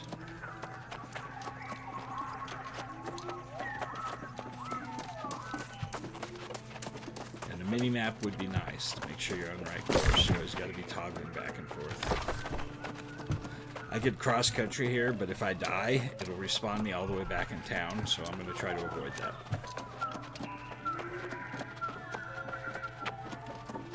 See, I don't want to diss on WoW, but fuck WoW. It sucks. So, I guess I did. I played a lot of MMOs, and, you know, WoW was just never one I really stuck with. I liked Champions Online when that was... It was fun, superhero game. And then Star Wars, of course, was my home for many years. They got a new update coming out soon. I'll probably check it out. Might even stream it for a day. Because Star Wars is always a fun MMO. Yeah, well, all MMOs kind of get repetitive because they all come down to fetch quests, kill quests, and crafting. So it just has to be done in a way that makes it entertaining. Like Black Desert Online, I love that game for a while, but once you get past the initial leveling, the end game is garbage. It's like none of the stuff they want you to do is actually entertaining. Yeah, Mikey had so much gold and WoW, yeah. Alright, so when you're getting chased by shit you don't want to fight, it's good to zoom your camera back and kind of get a higher vantage point so you can see when he's about to jump. Then I don't have to like, fight these guys, I can mostly avoid them. Well, sometimes. There we go, we're losing someone.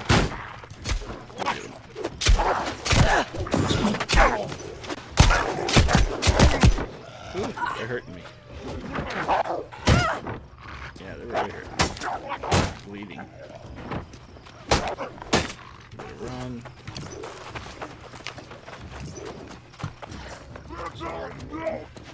Oh, we need that though, shit. Oh, somebody shot him. Thank you, dude. So I wanted to stop for this. Iron ore. You will never get enough of this shit. So when you see it, grab some. Oh, hold on. Let's give this guy a little wave. Dragzog! Oh yeah, he's gonna give us some stuff. Let's trade. Since he's a new player, he's gonna help us out. See what he wants to hand over. It's Girth Brooks. Oh, he's gonna give us some food. Cool. I like when people help out new players. That's cool. So we'll trade. We got it. We got some food. So we'll cheer him on. Alright, so iron. Always get iron. We'll especially need it when we get to the town we're going to because we want to craft some better tools because these flint tools suck. Let me catch one in chat here for a second. Yeah, Horizon was pretty cool. Yeah, see, that's why I like MMOs, because MMOs are all about the progression, and then once you get to end game, it's all about doing fun stuff with your friends. So if you got a good group of people to go do the dungeons, the raids, see, that's why I kept on Star Wars so long. I love the raids in Star Wars. They're better than the raids in this game, but Star Wars is just old, and they need to do something new, which they are. There's a new version of it coming out where they're gonna like change things around a lot. It'll draw back a lot of players. It'll be nice. But Star Wars is a great MMO. I think it's way better than WoW, even though it doesn't have quite as much going for it in terms of game mechanics. It's just fucking more entertaining. We're gonna pump some more points into strength. And what else did we get? We got another territory standing. Again, out of these, gather all the way. Another cool thing about this game is fall damage is kind of laughable. In a lot of games, a jump like this would kill you. Oop, hold on. Alright, so I got the 2 powers I want here, but I want Shield Bash. So I have to dump a point into one of these two. So I'm going to do this one here. It just gives me better armor. So, not a real fancy point, but my next point I can get Shield Bash, and then my combos are set all the way to in-game. Yes, we'll build you a PC. Once you get money up for it, we will build you something awesome. Or rather, you will, but I'll help you do it. But fall damage. You can jump off shit. Doesn't hurt you all that bad. It's also a good way, like when we were being chased by that wolf and those guys, jumping off the cliffs. They can't climb or jump off shit. They have to go around the way the pathing works. So it's a good way to get away from people who are about to fuck you up.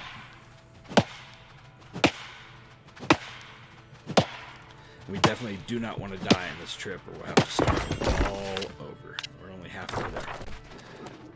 But we are getting a bunch of iron, which is awesome, because we will need the iron when we get to town.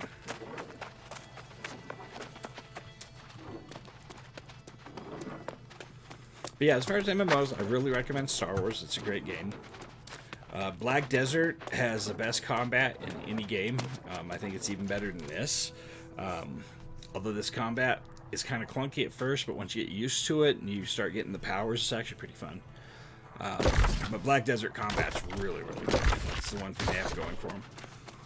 Because there's no end game other than just constant grind and trying to get powered up. These are things you want to pick up when you're able to. This one's already gone, but this is Prisma Bloom. Those are going to be dyes or pigments that you can make dyes from, so you can color your gear. We're just following this main road here. We're going to get up to Windsor. There shouldn't be too much in the way that can kill us, just wolves. Maybe some loss now and then.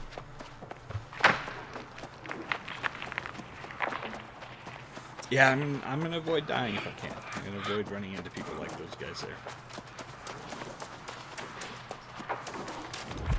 So here we have a dead tree, which we could chop. That's like the tier 2 of gathering with the axe. We're going to avoid that town because I don't want to die. Not that I would, but if you pull enough mobs, you can die. And what really sucks is you'll end up pulling half of a fucking town while you're trying to fight one guy. Again, I am going to deviate for iron because it's fucking iron. Always get iron. If you gotta drop other shit to make room for iron, drop other shit to make room for iron.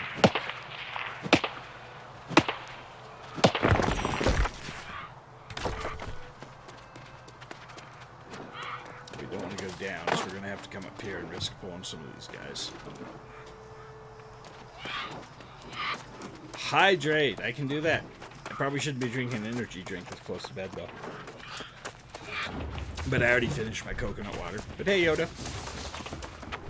As we're going to zoom out a little bit just so we can kind of zigzag. That way we avoid him killing us.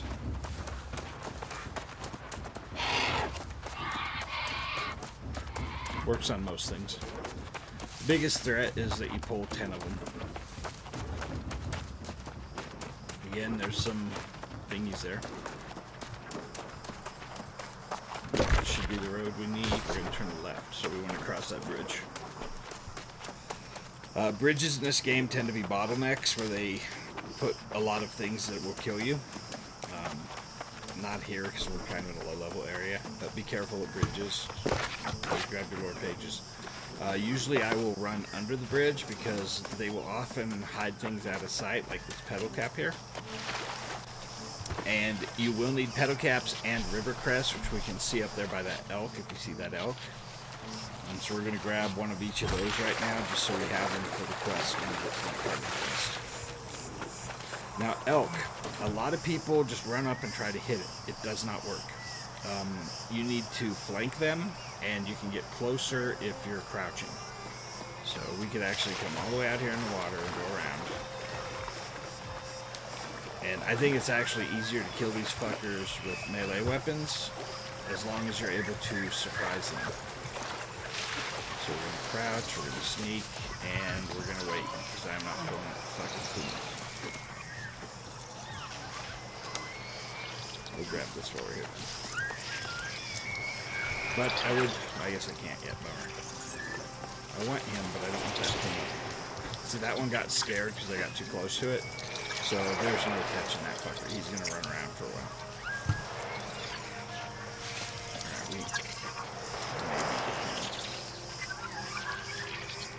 I just don't want that cat getting on me. Those cats hit really hard and I don't want to die. I'll get his ass. I just don't want that cat to get my ass.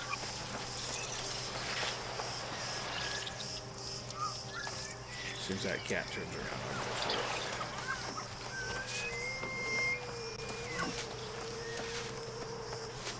But we're crouched, so we can actually sneak all the way up to this fucker with a goddamn sword. And then we can leap on him, whack him a couple of times, do a first stab, stun him again. My weapons are really weak, I probably won't stun him. Yeah. I'm too low level. But that's how you get them. There's iron over there, but there's another puma by it. I don't want to do that. So yeah, when you, especially when you get quests that say go kill 3 elk and skin them, do not just go chasing them. Don't bother shooting them. Just sneak up on them and fucking shove your sword up their ass. It works. Yeah, he is pretty angry about the sword up his ass. But I always see people like running. Oh shit! Ah, run! Yeah, I almost ran right into him. I always see people like frantically chasing after the elk, and then they'll scare the other 5 that have spawned in the area. This is another guy you're gonna need to find. I doubt I'll be able to get it yet, but Dragon Glories. They drop a rare item you'll need for the story, so always harvest those when you see them. Another fucking cat.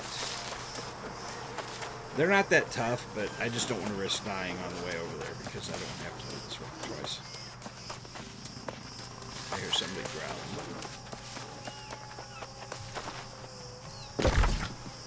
Almost there. 400 meters. Trust me, it's worth it to get where you want to be. Rather than doing all those quests in an area you don't want to be. Especially if all your friends that you're playing with are based out of one town, you're not going to want to like have to go do all your initial questing in a different town because you didn't bother to take the time to go set up where they set up.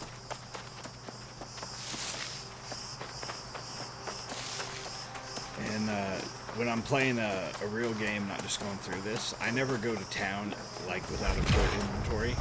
So when I start getting close to town, I'll chop trees, I'll harvest shit, I'll do whatever I can do to like get my weight almost to capacity. Like here you can see there was iron right here. Or no, actually I think those are silver notes that are normally there. But we're in a wolf area, so we're just going to burst through here. Try not to pull them all, but we probably will. We're going to fight them because if we don't, we'll end up pulling too many of them.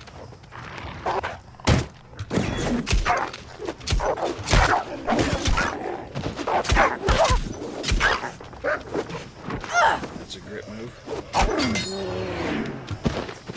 And we can skin the wolves too. They'll give us hides and meat. We're real close to town, so people come out here and do all their initial harvesting.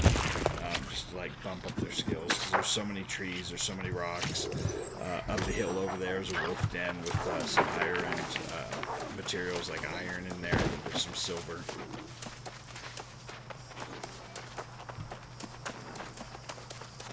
We'll grab one more thing of rock too, just so I can show you that skill when we get in. But you see how slow the harvesting is. As soon as we go make our steel tools after these next couple missions, it's going to jump up a lot faster. And in the bottom right of the screen, you'll see a little backpack icon with a circle filling up around it. That's your weight. Once you go over capacity, you won't be able to use any of your special combat techniques, and you won't be able to run the speed I'm running. You'll be walking in like slow walk mode. We should be able to turn that quest in up here. So this is my main town I always start in. I just like the look of it. There's another town in, what the hell is it? Up here. This town, Morningdale. It's basically this exact town layout, complete with the river and everything. It's just different skins on everything. So if you know this town and where everything is, you'll know the other town real well when you get there, which makes things a lot more convenient. But here's the lady that we came all this way to talk to, and she will let us become a citizen of Windsward. You are now officially a resident of Windsward, whether that is temporary or not. And that means you should become acquainted with the settlement. What do I need to know? I would suggest you start by visiting the trading post. Then check out the storage space I've made available for you as well. After that, I suppose we'll put you to work. Work, yay. Alright, so all that walk was for that particular conversation. We are now going to quest entirely out of this area. There might be ways to switch it over again, but I don't want to. Again, we're coming into town, so we're going to take honey. That so looks like something I would wear. Alright, so we can now access the trading post. You'll see a whole clusterfuck of people there, and you'll see a whole clusterfuck of people there. It's because they're all fucking sheep. You can come to the inside and be the only person here. Or you can come to the inside and be the only person here because, I don't know, people are fucking sheep. So, market. It's not as complicated as it looks. We got our various categories of shit over here. They are sheep, yes. Bah. So, like, let's take a look, for example. We want to check out some different weapons. Like, right now, we're using... Hold on, I gotta turn off my chat window for just a second so I can see it. So right now, we're going to be looking for a new shield, for example. Up here at the top, you're always going to want to do can equip and can afford, so that you can actually see what you can bother buying. Otherwise, you're just kind of window shopping. You can do that for later, see what you got. But we're going to have a ton of different shields. You can also sort them by price, by gear score, so on and so forth. Sorry about the background noise. You can do the same thing with tools, fishing poles, your armor, all that. So for example, we'll go into chest armor, and we're going to shop by price. You can see here's a full plate that's only 2 gold. So we can't use it yet, so it's not going to show up on this list. But everything is just so cheap, you might as well buy the shit you need for now. Let's go ahead and finish this quest.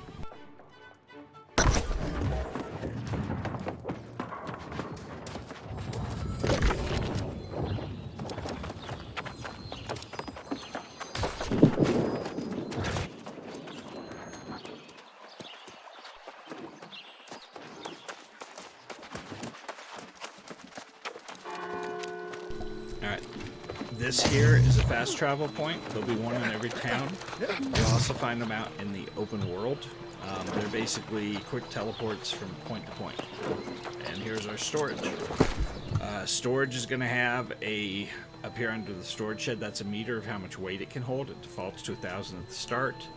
And you can transfer over all the shit you don't really want to be carrying. You click the arrow, it will store everything in that category, or you can throw them over once at a time, or you can shift click them and throw them over.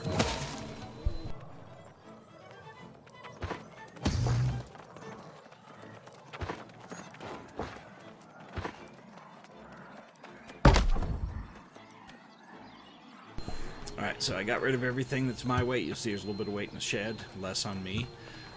All this shit here is stuff that I either want to use or break down. None of it's going to sell because it's all low-level garbage. So I'm going to equip the better sword. We can change our secondary weapon just so that you can see some different stuff. Like we'll throw up a fire staff. And the rest of the shit, let's just break it all down. Oops, shit. I hit the wrong button and brought all my shit over. Same with the armor. We'll equip the one that's better. I think that one's better. Alright, so we're gonna break all this shit down.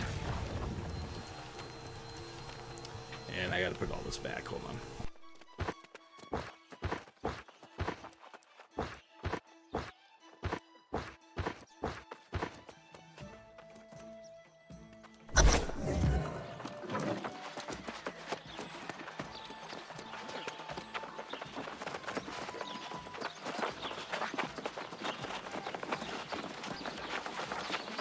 Well now, that was easy enough, wasn't it? Feel free to store anything you like here in Windsward. We will keep it safe. We always welcome. It seems Overseer Dottie has taken quite a liking to you. He already wants to rope you into his grand plans for the settlement. Oh, I suppose so. Sometimes one just knows when they're in the right place. Perhaps it's the weather, a certain opportunity, or even the people. In my case, it's all of the above. I belong here, if that makes sense. I strongly suspect that it will have something to do with drinking or preparing for battle. He's asked to see you. I would ask you to try to keep him in line, but I think it would be a wasted effort. Alright, so notice all these quests have been giving us more of these flint tools. So you don't have to build them at the start like we did, but it's just easier if you do. The shit they give you as rewards, you can just throw away or scrap or whatever. Let you do with them. Gotta go talk to a couple guys here, and then we'll start the real quests. You see lots of players running around making noise.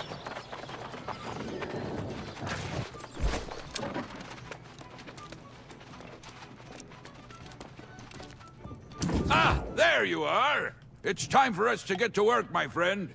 The Windswood settlement won't defend itself, you know. And you and I, we're going to make a great team. Fucking A, we're gonna make a great team. You're right, buddy. I've decided to start amassing resources, supplies, anything we could possibly need. When the corruption comes, we'll be good and ready for it. Well, where do we start, buddy? Ah, that's the spirit. Let's start with raw materials. Wood, stone, and rawhide. Gather what you can, and then get it all refined at one of our workshops. It's good, honest work. Yes, I wish I could go with you. Excuse me. Alright. So we have to have 40 stone, 16 rawhide, and 40 greenwood. Fortunately, in storage, we just put all our shit. So we take out our stone, we take out our rawhide, and we take out our wood. You can see they have little quest markers on them. It tells us that we're going to need those items. I guess that was the iron, wasn't it? Yep. Alright, we don't need the iron. So there we go. That gives us most of what we need. So we need to go get a couple stone and a couple greenwood. Greenwood's going to come from young trees. Maybe from dead trees. Stone will come from any boulders. You'll find lots of shit you can do. Oh, there's a reminder we need to check into the inn. So let's do that before we get too far. You vacuumed your cord out of the wall? Yeah. I heard you over there vacuuming. I'm like, ah! Yeah, you don't want to vacuum your cord out. That's bad.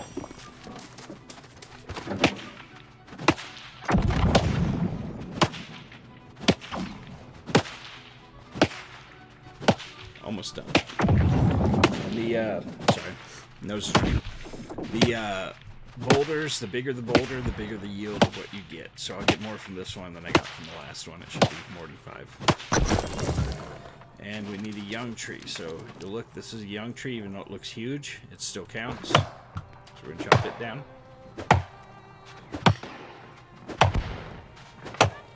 You see how long it's taken with these shitty tools. So we're gonna remedy that here in just a fucking minute, because you always want to get new tools as soon as you can. And if you look in the center of the screen, you'll see a little orange dot back there. That's a dragon glory.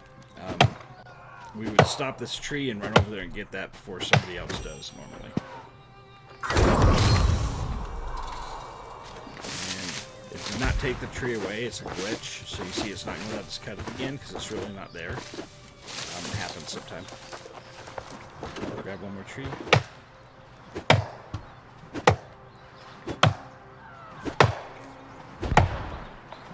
Outside of town over there, you see a bunch of people.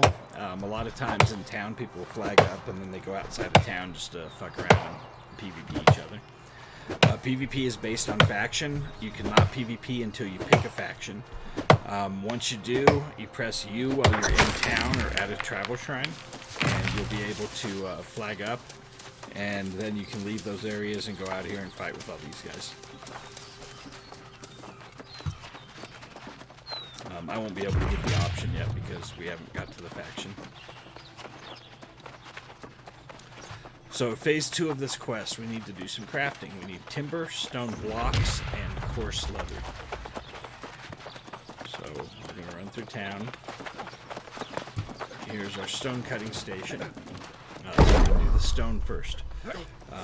So the way it's working with crafting, you can kind of sort these and fold them up to display whatever you want to display. One thing you want to be very, very cautious of is you will have...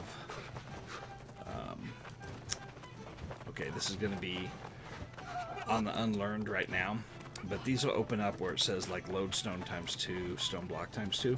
Those are not going to be crafting, they're actually going to be disassembling. So let's say you have a gold ingot and you go in there and it's like, oh, gold ingot's going to become silver ingot ×2 or something like that. You can actually break the one down to the next lowest tier. It's kind of a fudge because, you know, gold isn't silver and so on. But you want to be careful that you're actually crafting shit and not like taking your steel ingots and breaking them down into iron ingots. That really sucks. I've done that before I realized I would just see something lit up and craft. So make sure you read what you're doing. So we're going to make our stone blocks. Hey, consoles, man. PC Master Race stone. Alright, so we got the stone crafting. We're going to do timber. Timber should be right here. Yeah, right here. Alright, so we're going to make our timber. We can make these. When you get to crafting higher tiered things, you're going to have secondary materials you can use. You don't always have to use them, and if you do, you can use like the low level ones or the greens, the blues, purples, whatever. The higher the secondary ingredients, the more bonus materials you'll get. So you can see right now I would get 15 timber when I do this, but if I were making like weird wood planks or something, I'd want to use one of those higher end materials, because instead of getting 15 of them, I might get 20.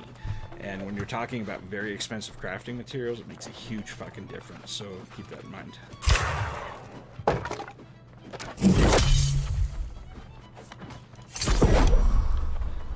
And what's last? Leather. Leather's gonna be over here. That's another reason I like this town. Historically, tanneries are always on the outskirts of towns because they use urine and they smell bad. So I like that the leather shop is kind of over here by itself. So we're going to make those. And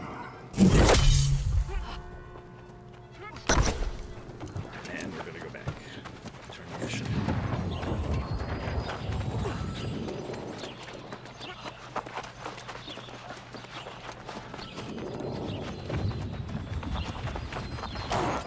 Going the right way.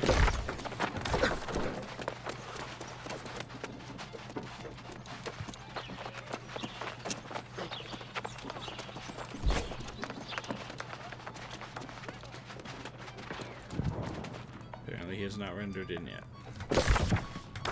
He should be here. Just back up and give him a second. There he goes. Now then, we're starting to really stock up on some supplies here, aren't we? You can never have too much, I say. And that goes for everything. Ha! From now on, we'll be posting any supply requests to the town board.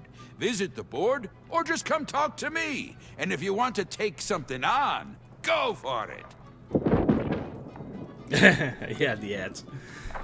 Yeah, it does that. It sucks. I hate the whole ad thing. I mean, I can see, like, if you're some big-time streamer and you got, 5,000 people watching you at any time, those ads probably make you a lot of fucking money. But I think they're annoying.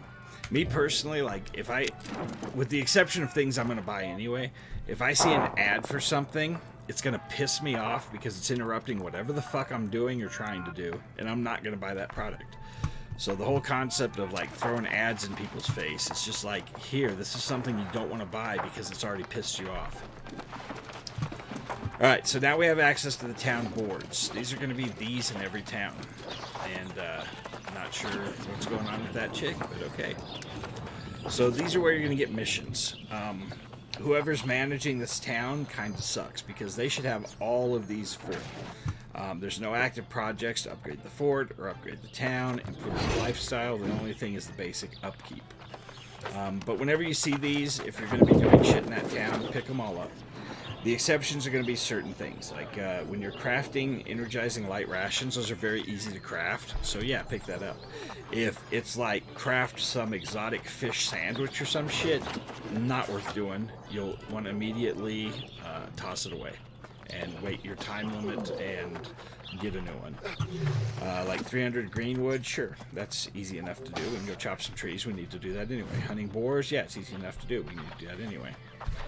The rations I would have kept and made, but, for example, I got rid of those. So we're going to pick those up.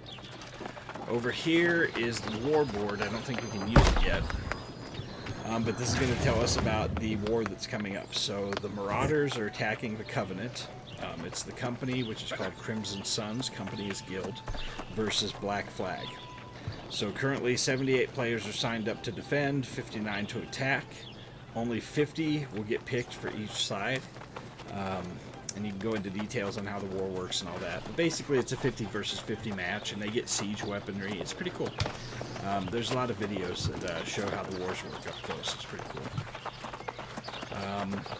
Beyond that, I see we have no quests up there, which means we need to see if we've got another quest, because I should pick one up from him.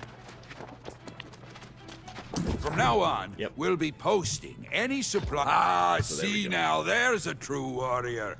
Building supplies are one thing, but steel and leather, blades and plate, that's the real deal. Yes, indeed, my friend. We should get Artificer Kotherin to fire up the forges straight away. I'll go see him. Perfect, perfect. Sandris is one of the finest smiths in all Eternum. I'm sure the two of you will get along smashingly. Get those forges fired up! Alright, this quest will be the same in every town, no matter where you start. We're going to get this heavy satchel. It's going to include a little bit of iron. Talk so to that we can Sandris. make our first He'll items. be milling about down there by the forge, if he's And not because already we took the hard time at to work. grab some iron on the way here, we'll be able to do a lot more than what they said to do. In every MMO, there's always people who like to run around as naked as they can get. But you can see this game is popping, man. I mean, this server isn't even one of the big servers, really, and there's just shit tons of people here. So anybody who's saying that this game is dead is full of shit. There's a lot of players. Hello there. You must be this new hero Doty's been talking about. He cannot stop talking about you. And I mean that quite literally. At any rate, he said he'd send you my way, and, well, here you are. Man. Well, Miklos means well, to be sure. He's just... well, he's more of a talker than a doer. Which suits me just fine, however, as I am exactly the opposite. You enjoy working? Weirdo. Ah, no audio. Anyway, fire up the forge. Yes, he says it quite frequently. Apparently oblivious to the fact that I always keep the fires lit. At any rate, what say we start simple? Try your hand at forging just an iron sword. I'll give you the ore. Alright. So that's going to give us the box. We got this one. Might have anything. Pair of pants. Yay. And then, are those better? Yeah, they're not even as good as what I have, so I'm just going to get rid of those. And then we got this one. When we open this, it's going to have some iron. So, iron, very valuable. Now, when you craft in this game, the town you're crafting in, you do not have to have the materials on you. You can have it in storage, so it doesn't have to be carried around, which is nice. We're going to come over here and we're going to make sword. So you can see we have, if we scroll down, iron longsword. It's going to want us to have iron ingots. We have the timber, we have the leather, but we don't have the ingots. We're going to have to go make those. This section about special resources, these are going to be ways to add stuff to it. So if I want to make a sword and give it bonus strength and dexterity, I can use that item, which we might as well. Azoth is something you get from completing quests or from harvesting if you have tools that will give you the Azoth. Right now we have none. Eventually you'll have shit tons. So right now, in order to make this, we got to go make some iron ingots. So we will run down here, and we're going to make some iron ingots. Charcoal is another thing. Charcoal is made from various woods. You will want to, I'm not going to do it because we might need these timbers from some shit here, harvest wood and turn it into charcoal. As you're trying to build up your logging skill, burn all that fucking wood into charcoal, because you're going to use charcoal for a lot of other things, including making steel ingots and shit. So normally we'd only have 4 iron ores that we're able to make from what he gave us, but we did our own harvesting, so we're going to get 41 iron ores, or iron ingots rather, which is awesome. That means we'll be able to make our tools. Here we go, the honey resets. We're going to grab some more honey. Maybe. Now we can make all kinds of shit. We look for the one with the quest marker, iron longsword. So we're going to build that. Let's go ahead and add the strength and dexterity to it. And we can also select higher end materials if we had them, which we don't because we're low level. it would increase the total gear score. This is what I was talking about at the beginning. We can craft something between 200 and 300. Because our skill level is so low, we're going to get 200 to 205. Even though technically we could do up to 300, we're just not good enough to do it yet. So we got +2 strength, +1 dexterity on a gear score 201 sword. So, you know, hey, it is what it is. It's probably better than what we have. It's green. So the one we have is a 128. This one we just made is a 201. Now, also with crafting, it's going to change. So even just this basic sword that I built, if I do this when I'm level 30 and I build this exact same sword, it's going to be a lot higher gear score. So when you're crafting shit for yourself, make sure every couple levels recraft another one, because it's going to be better than the one you crafted when you're low level. Let's go turn in this quest. I think he'll take this sword. He might have to grab it. Alright, let's see your handiwork here. I'm gonna skip ahead. Impressive. Quite impressive. Now that you've done, I should hope I'll see you around the forge often then. You're welcome to use it any time. Skills like yours shouldn't go to waste. Thank you. Oh, before you go wandering off, you should meet survivalist Carcitine. While dying this isn't chick, I necessarily definitely want to talk to on before we wrap Eternum, up the stream. It can be Because quite I painful. think it's my wife. She can offer It insight on sounds avoiding like my it. wife. If it's the one I'm thinking of. Oh, the kind that keep you from So let's freezing go talk. or starving to death out in She the should be wilds. ready. Being alive. So listen to the audio. I think this is the one. You're right, chick. Hold on. Uh-oh. Yep. Here comes another tourist. Listen to that voice. I'm just especially about you, over Yoda. everyone in this settlement expecting me to keep them safe. It's not my job. Right there. It's not my job. I'm gonna play that again. Listen to it. Tell me if you know it. Uh-oh. Here comes another tourist. I'm just about over everyone in this settlement expecting me to keep Here we them go. safe. Listen. It's not my job. It's not my job. I'm telling you, that's my waifu. Which would be I hate to Jaisa be from harsh, Star Wars. but survival Yeah. is not always a given here. Whether outside or in, people do die, or worse. Become corrupted, lost. None of us get a free pass. Telling you, sounds like Jaisa. Why? There are many reasons. For starters, it's a place where you can rest, and you can craft supplies. Perhaps more importantly, if you get yourself killed, it's a convenient place to be resurrected. With all this talk about corruption spreading, it sounds to me like being safe is a thing of the past. I mean, what do you do if this settlement gets overrun by corrupted? Run! And then you'll really be in the thick of it. She I got a mean, point. maybe you got what it takes, maybe not. It sounds Fine, so let's much like find out. Jaisa. So How if anybody about you knows, head out there, make camp, and do some hunting like at is a some of the better local judge, wolf let me know. dens. So particularly those of you who play Star Wars. If that chick is Jaisa, let me know. I forget what her name is. Anyway. So we're getting close to the end of our time. We're going to go out here and clear this quest, and we're going to come make our tools, and we'll probably wrap up there. We'll do this last quest, I guess.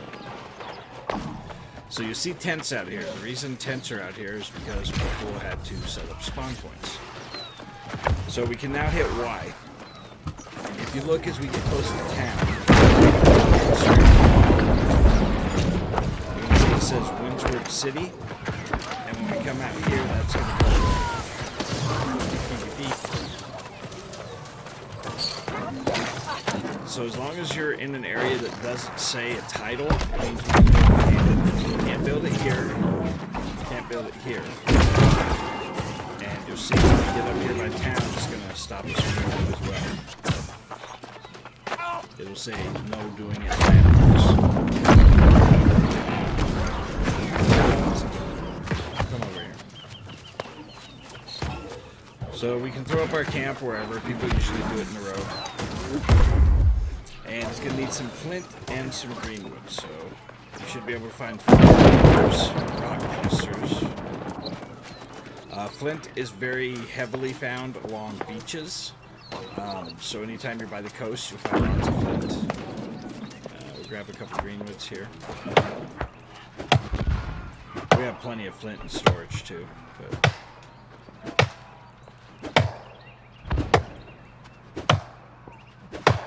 I should have got those tools. And where's the flint?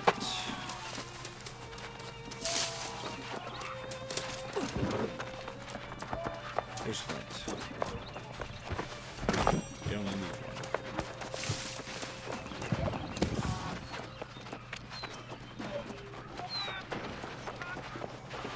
Alright, so we're going to hold E and build our camp.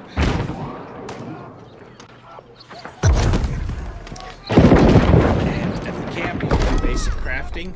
Can't do a lot of things, but you can make some basic tools. For example, we could make weak health potions, which would be good. Ship storage. We're not in the town, so we can't access it.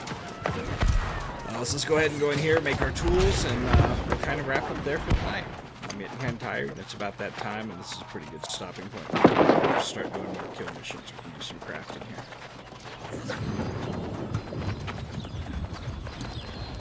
One of the good things about Windsward is we have access to water right here in town. Some of the places do not have water without going on quite a considerable long. But here we can just run down here and gather water, which is useful for potion making. Most importantly, we want to make some tools. So we're going to come over here to the engineering workshop. And we want iron everything. So we're going to start with this one. We could add perks to it if we had them.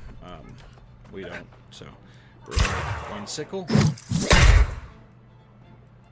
We're going to continue crafting. And you can actually close these so that you don't have to scroll as far. And we're going to make a pick.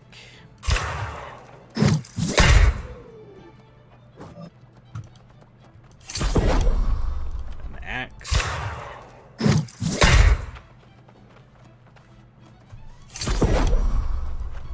And I guess I don't have enough for the knife. We need a couple more iron ingots, so we'd have to go make some more. But you get the idea. So we're going to replace our shitty tools with better tools. And all these flints we can now get rid of and just salvage them all and get some extra flint. We can open our box. That's a much better armor piece. And it's heavy armor. I prefer heavy armor. We can equip the sword. It's going to bind it to us. We'll get rid of the old sword. For the potions, now that we have a little bit of water, we can come over here to the arcane, whatever it is, repository. And over here we can make some health potions. Those have been useful so far. And we could make a lot more. We just have to go get more water. If we had 34 more waters, we could make 34 more potions. So that's something worth doing. So we're going to run over here. Waters are close, like I was just talking about. So we'll jump down here and get ourselves 34 more water. Water and flint do not give you any gathering experience, which is why they tend to sell at a pretty good price on the market. Usually more than a lot of other shit. Get a clicky.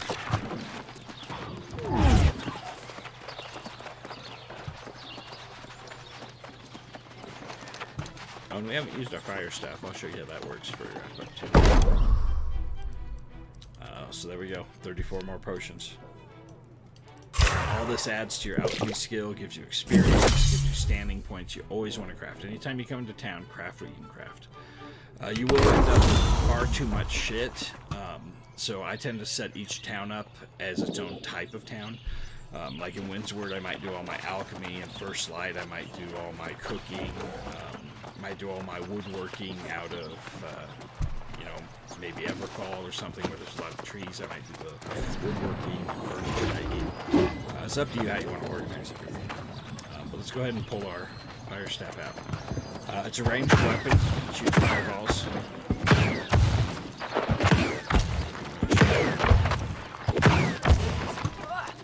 As you get other powers, you get meteor storms and pillars of fire and all kinds of cool shit. Throw fireballs. Pretty cool. I like the fire stuff a lot. One thing you would want to do, we're using a strength dexterity weapon, and you can see that the fire staff here, it's going to draw off of a different power, or it's under attributes. So fire staff is going to be here under intelligence. So if we're putting all our points into strength and none of our points into intelligence, then using a fire staff is going to mean the fire staff is really low damage. Like if you look at the damage difference between the two of them on the right. So what we could do is we could buy a sword that has a gem slot on it. This one does not have it, but certain ones have a gem slot.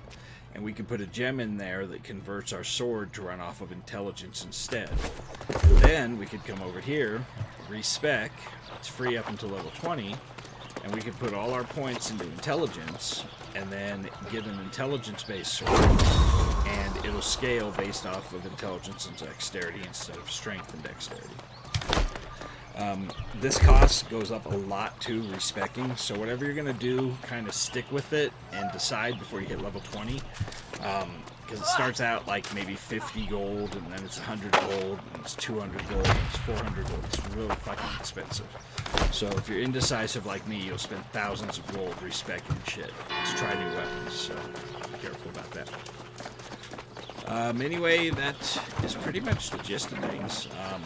The only thing we didn't get to tonight is a couple missions down the road. We're going to have to pick a faction. So we would have to choose between For years, people the doubted me. Marauders, the Syndicate, or the Covenant. It's up to you. The big thing is, once you choose one, you are locked into it for 120 days.